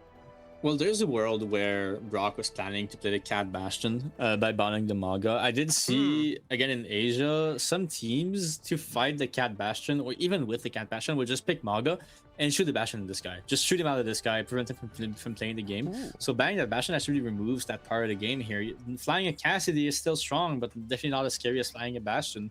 So maybe that's a prevent ban on Sujep Matan. I do see their comp right now playing Gino Brig as we predicted. And we also have a Ana Brig on the other side, Brock University, more of a dive team as we see, swapping over to the Kiriko actually. Playing the Hazard, just playing more of a dive team. Yeah, back to the Kyrgios. Yeah, okay. This is more something that I expected. Sujep Matan here playing more of a brawl team. We did see none of those players are on their predicted players, except for CRB and TG holding true to their cards. And we'll see here.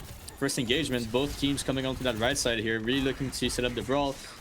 All together, really walking into the map here. Both tracers matching each other, pretty standstill right now, but fights. A lot of damage coming in from both sides. Dives comes in from Pad Thai, isolates the Ram. He does survive with the right click there, and they look for a recontest. He is still a little bit low, and he's still just backing out. So we see that they have taken the high ground, while the blue team Rock here is slowly inching their way forward here, and they do manage to kill the Ramatra. They falls down here to Oki Flip. We kind of just want to give up the space here for Matan. Yeah. We do get staggered. TRB doesn't find his way back to his Instant team. swap. A bit of a long fight here, an instant swap. Oh my god, yeah. Thank you for telling me this. We're back to the Orisa here. We love this game. We said it before. Counterwatch, everybody. Counterwatch. The Hazard is really scary. Let's just shoot him more. Let's just have more guns on him. Just have Spirit to put him out of our space.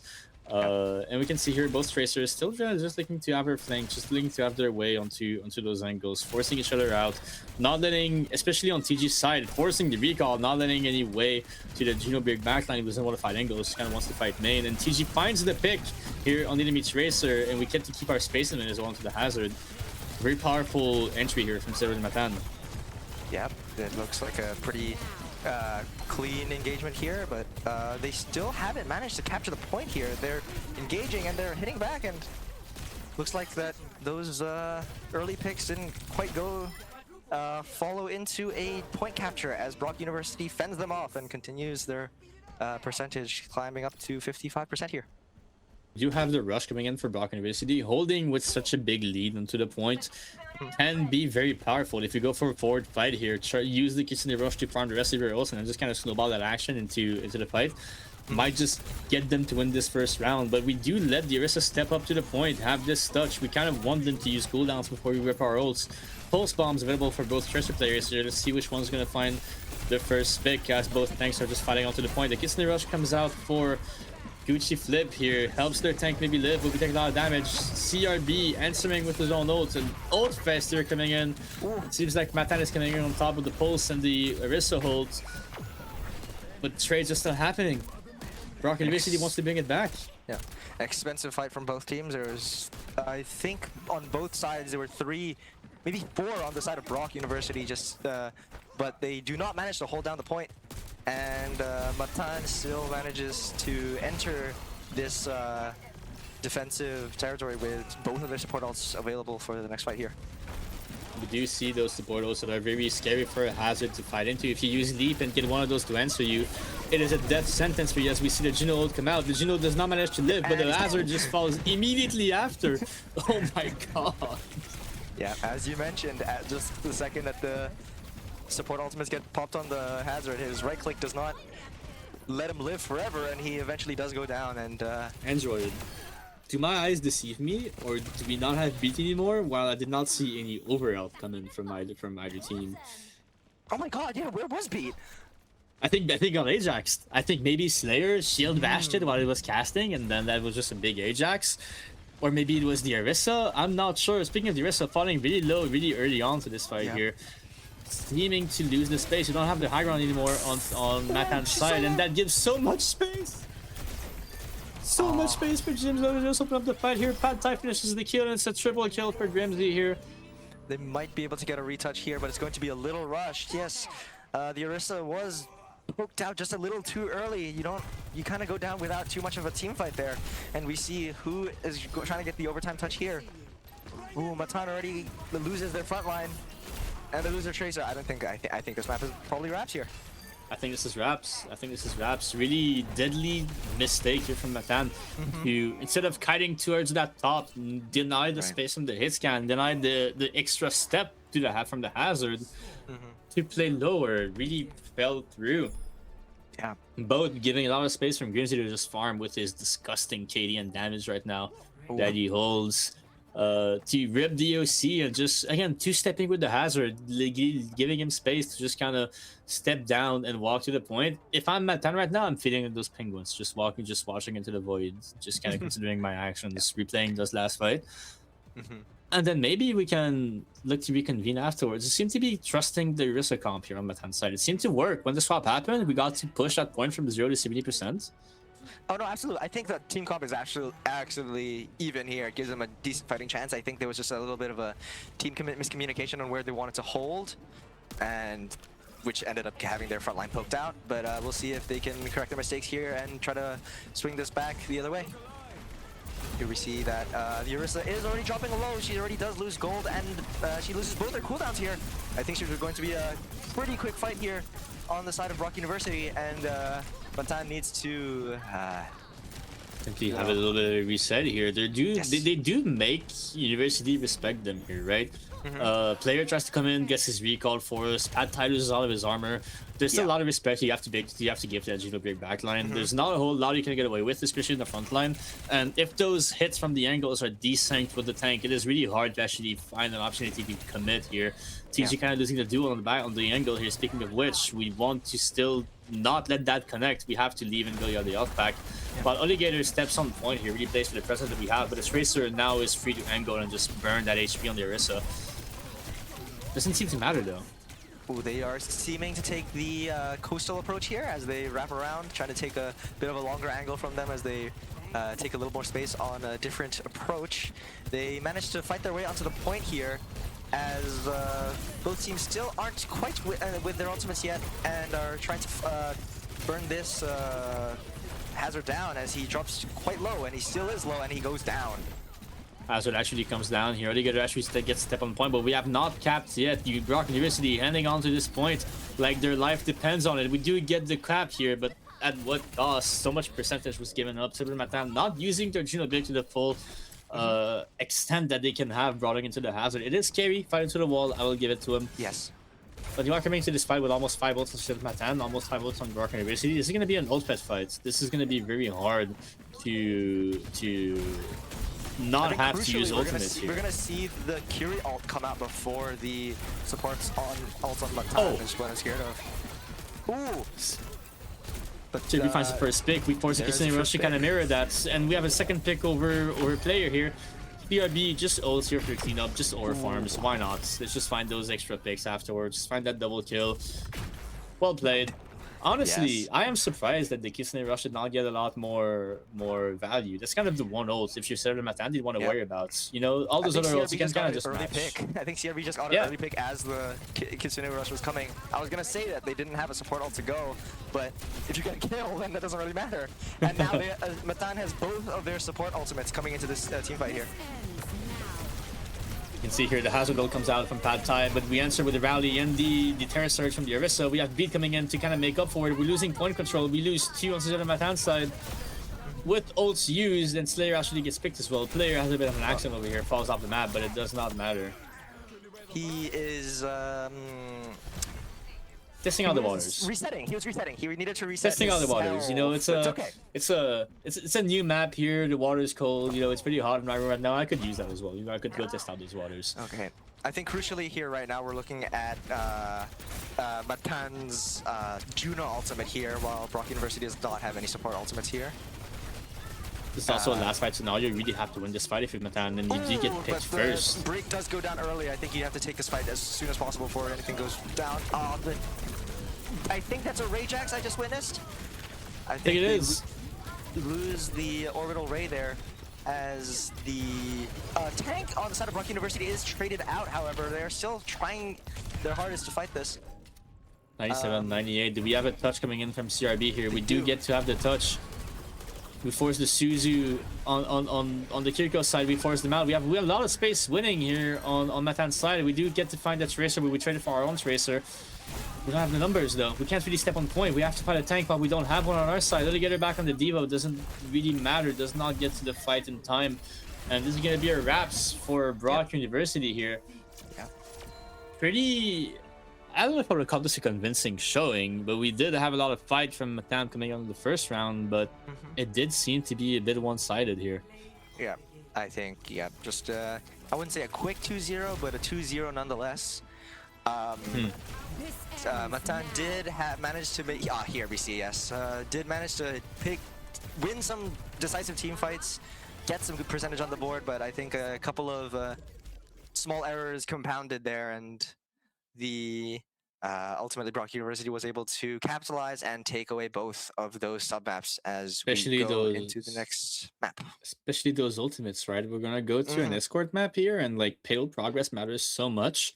Right. Matan kind of just has to lock it in on those ults, not be scared of using them. You know, last fight we were talking about how Kissing Rush is down. Now the play is in Matan's hands to go in first with that rally, with that Juno ult, and they were never really popped until way later. Yeah. Right? It's kind of a shame. Maybe we have some pressure, maybe the scouting isn't right on their hand, but really well played also on Brock Esports side.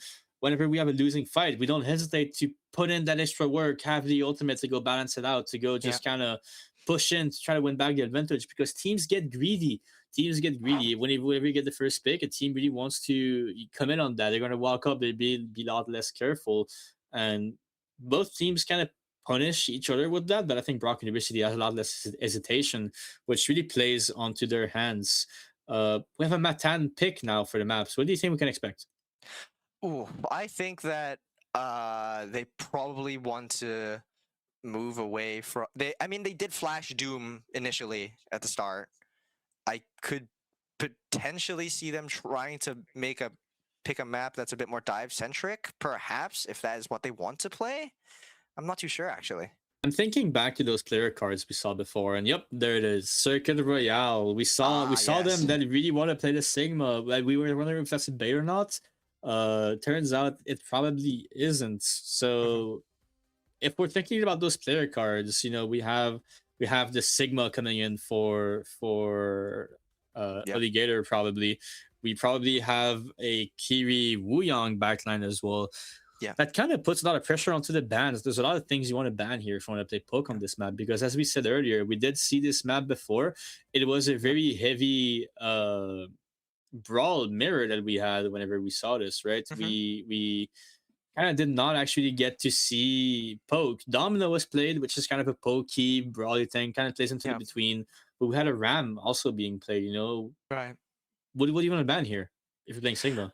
If you're playing, I'm not too sure how flexible the hero pool is. It depends on how flexible the hero pool is. I think if you need the Sigma, you probably want to do some sort of protect ban here, just to make sure that Yeah. you keep the tank roll.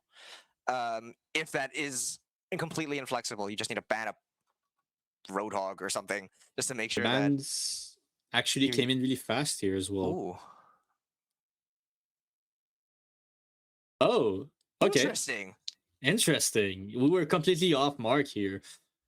I do agree that probably protecting the Sigma is good here for Matan, but I was also thinking, right, wouldn't you want to protect the supports when it's so obvious you want to play the Wuyong? And I think Mhm. Rocky Sport actually capitalized on that really hard. Matan does not want to play into the Widow. That's fair. I hate to play Widow. I hate to play into Widow too. I don't think Widow is a fun character. So W ban from Matan here, but does not protect the Wuyong, Yeah, which but Brock yeah. answers. Yeah, Brock does end up banning the Wuyang, and I'm not sure how we're gonna see this play out. Probably, I think we just see the poke comp. No, there's that's completely on the table here. That hasn't been put Mhm. away, even though you lose your Widow. I think you still can play a myriad of other hit scan, long range hit scans in substitution for that. So Yeah, what do you definitely the think we see? Emre is really powerful these days. We haven't seen a lot of Ash whenever Emre is in the game as well, whenever Widow's in Yeah. the game. Maybe we'll get to see it. I do think Sierra is a really strong tank when it comes to, just like frontlining, just playing for the HP trade. We haven't seen it yet today, I don't think. That might be an interesting pick to finally get to see. I'm more so worried about Cyril Matan. Do they play Lilari? Can they make up for losing the Wuyong? Are they going to play BAP? Are they going to play Zen instead? What do you want to play to enable the Sigma here on this map? And we do see the Lilari come out from Slayer here with Makes the sense. Kiriko. That makes sense. That checks out. We actually have a mirror of that on both sides, which again is like sensical, right? There's Yeah. there isn't anything that you can take away from this. These are really good guns. The pylon's really interesting to have. DPS lines, they differ though. Interesting. Oh yes, we have a Genji and Emre on one side, and we're flashing a Mei and a Sojourn. Are we sticking with that? The Sojourn, I definitely want to question. I think Yeah. the Emre is a much more powerful pick here when it comes to just frontlining. Sojourn's in a good spot when it comes to playing angles, playing for that rail, playing for that pick potential you want to have. While you're just sitting and mentioning the shield in the tank, Emre is going to get a lot more value out of that. The Mei, though, interesting. If they can get close to distance and use the wall to either deny angles or wall off the Sigma and force the brawl on them, that might give Matan a really big edge over the Genji, who's going to be a lot stronger over the second point here with the verticality. Okay, they do manage to take all our hiding in the high ground point, high ground room here, I want to say, and they're just trying to hold this higher angle, try to force them out, try to poke them away. For the wall. A big wall comes out onto the Sigma, which forces them back, and they do sort of win the first corner here. We do win the first corner here for Matan. This is a very fast corner win as well, but that doesn't mean we haven't necessarily won yet. This is the hardest one to push, and Gibsy showcases that with the nades on the corner here. Whenever we try to swing, we just get punished so hard for it. And looks like they're going to have to slow their engage here. They put down a pretty defensive wall just to buy a little bit more space, just to back out of just a little bit, just a tad. Sigma elects to re-rotate back onto the high ground, just to apply a little bit more pressure, but the Emre does answer with a pick on the Mei, and I do think that this is where Matan needs to step back and regroup and reconsider here. Once again, not really playing to respect that second corner here. And the nades of the Emre, we didn't even talk about that, are so strong, and whenever you're stepping in main, there's nowhere to hide here, right? So you kind of have to play into it. We can see the ult charger already as well. 82% on the Emre ults. we're way ahead on TD Sigurd as well on Brock University's side. Matan kind of has to pull a miracle here to not fight into those ults, and we're kind of hesitating to pull it off here, but we do solo the Sig. Is the rock gonna hit? And it does not. Altogether gets picked. Yes, ultimately a little bit of hesitation with the rock still being up, but he manages to slide past that and manages to pick off the Sigma as they go into the next fight with Nano Boost available. They have Nano Boost and this Emre ult. We only have Rush on Matan's side, but that might be the ult we need to build all of our ult economy here. It's also a really good ult in these fights. Again, a very long hallway. Very easy to use the Rush here. Just now you make sure that the enemy team doesn't have a corner to kite to. Really gotta bait them in to rip that Kitchen Rush out. Yeah, here the Sigma braves onto the point here just to stand. Does take a lot of damage here, a lot of poke damage. He gets stunned. Does he live? Oh. Maybe just about. Wow. Yes. And looks for now Genji is stunned here, but manages to safely get healed and back out. As Matan has a number of ultimates here, basically all 5 as they 1 consider minute how they left on want the to counter as well. Yeah. Time is ticking down. Matan feels the pressure of that. They don't really get to punish the aggressive plays of Rock University going with the Genji, for example. He manages to get out after such an aggressive play. We have 5 ults though, getting back to that famous corner we don't want to fight to, but the Emerald is really scary to fight into here, but the Rush and 3 ults are getting ripped out from Matan's side. We really want to win this here. CRB finds 2 picks with his Soul ult here. Gets to find the corner, sets up now for the long angle, shoots the pylon, make sure the enemy team doesn't have that to recontest. Really hard retouch here for Brock University, having to walk into the Ilaria ult, having to walk to the May ult. May. What are we going to do here with 5 ults on our hands too?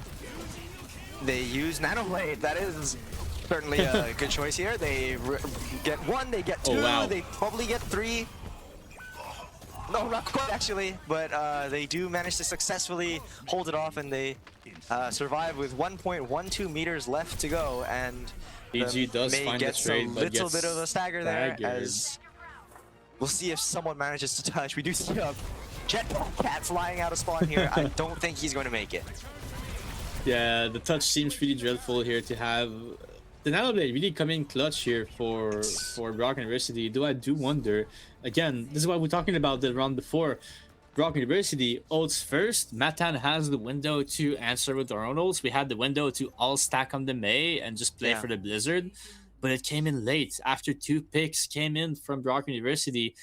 Yeah. We don't quite get that fast answer we want to have. And it's just so heartbreaking for them as well. They had all the answers they needed to just force that fight on carts at 95 meters, 95.59, but we don't actually quite get to cap here. It's a good heads up play from Brock to know that, you know, they know what Matan's win condition is. It's that they have the May ult that's going to come onto point. So before anything can happen, just rip the blade, rip the nano, just go. Pick up the pace, sort of try to catch them off guard before they're ready and set also up for the fight, and then they manage to take it from there. And also immediate reaction from player here to actually not go fight on point with the blade and just chase the picks while behind, which is a really risky play, right? If you're playing Emmer or Soldier, you see it coming, you can maybe try to get away with it, but maybe the slide wasn't there. Maybe we didn't have the cooldowns necessary to escape the Genji on this flank, and so the picks actually came through. Again, smart play from player to not play in the range of the Nanoblade here, making it hard for TG to make a choice. We do see both teams very confident in their comps. Matan going back to the May, maybe easier on defense, especially on that dreadful corner we talked about. Nanoblade is still a very strong win condition for Brock University, who only really needs, 2-3 fight wins. That 3rd fight, if you have Nanoblade, to rip it out and just cap on point, can be a very good way to just force that capture. Yeah, as we see the Genji dropping very, very low here on this engage, but he manages to safely get healed and jumps up to high ground onto the May. And yeah, I don't think that was maybe a little bit too ambitious there, as he does go down. And Brock University does have to reconsider just for a second here as they continue to hide on this first corner. Player really feeling himself there because he the aggressive play. It almost worked, almost got the Sojourn, but did not pull through with the last shurikens here. Pad Thai Teams without their shields here get to as the they stop. move forward. as yes, they managed to take this high ground, similarly to the fight we had before. Our Wow. player does manage this to get 2 right clicks from a distance and manages to take out the support. And looks like they'll manage to take this first corner. And they won't be able to fight on it. They'll have to fight on the final corner here. May really getting pressured here as well. Does not actually get to wall off the Sig. Speaking of Sig, where is he going on an adventure? He has his own plans. It is very much a game of Overwatch we're seeing right now. How do you deal with this if you're Matan? With the Emerald in main as well, getting ripped out, really hard to contest the point from that cross angle. Kiri They have Rush to use is Kiri. available. Oh my god. Oh, does it come out? Okay, it does. It comes out. The attack does not come through is here for Israel. We do get the Kiri Rush, we get the safe step on point here. Slayer very much low on here, doesn't want to get picked. We do have volts available from both sides here. Nano Blade about to come through. Adtai gets Nano here to live. Oh my god. Oh, let's see if they manage to survive this engagement here. That's, yeah, they don't have any supports here, and I think that's going to be a That pretty seems to be it. quick fight. Quick win there from Brock University. Kudos to Brock University for taking this 2-0, and commiserations to Matan for putting up a good fight. I started to believe towards the end. I really did believe in Matan to maybe win this with the ults that they had, but the aggressiveness from Brock University here, both on the plays in main, sending their Genji up to the Soja's face, running their cooldowns, running their pockets, as we say, and then the aggressive angles we take on the Sigma as well. Not something we see every day. A Sigma flanking, you know, pretty hard to deal with. And honestly, it just worked. It just worked. But again, I still have to highlight the ult uses from Brock, which was simply faster and a lot more confidence than Matan. That was the really big key point that we saw kind of come through for them here. Yeah, I think that whether it's the ultimates, whether it's knowing to chase the Orisa into the first corner there on the very first map, the very first sub map, just having, I think, picking up the pace, knowing that they can apply pressure, knowing that they have even the slightest bit of advantage in pushing that to the very max, not giving Matan enough time and space to breathe, just keeping it going, using their ultimates, using their resources, pushing the space. And I think that's what pushed them over the finish line. We did see mistakes coming in from Brock University though, kind of coming in main a bit too hard, not really respecting the setups that Matan had. If they want to level up their game, maybe they have to look to fix that for tomorrow. We have a lot more matches coming in, and they just qualified for it. So we definitely have an interesting team to follow here on our hands. Speaking of leveling up your game, BMO Next Level is a first-of-a-kind program dedicated to helping gamers level up in game and IRL. BMO's gaming relations specialist, Sean, brings a commitment to helping viewers achieve their financial goals and has a passion for gaming as an active member of the community. If you want to learn more and get in on that $950 value, including $175 cash with BMO current student offers, type !BMO or !BMO Next Level NXTLVL for more details in the chat.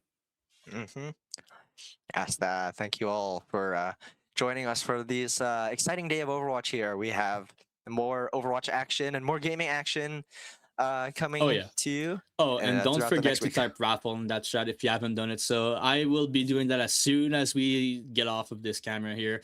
I want to get on that mouse. I want to get on. I want to be one of one. I want to be one of zero actually, because I want to have one of those 6 mouse that they're gonna give us. They're gonna give away to you guys. Which honestly, again, it is free money. It is free money. Who doesn't like a free mouse? Yes, everyone, get your. There's always what's the you get an expected value of 6 out of 50. I don't actually know. You get 6/50ths of a mouse if you type raffle. So might as well do it.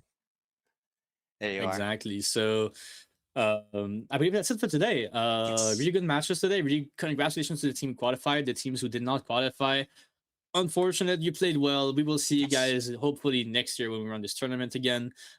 Be here tomorrow, same time. We will get into the group, not the group stage, but the playoff stage with single elimination. The bracket will be out. Matches will be more exciting, a lot more stakes.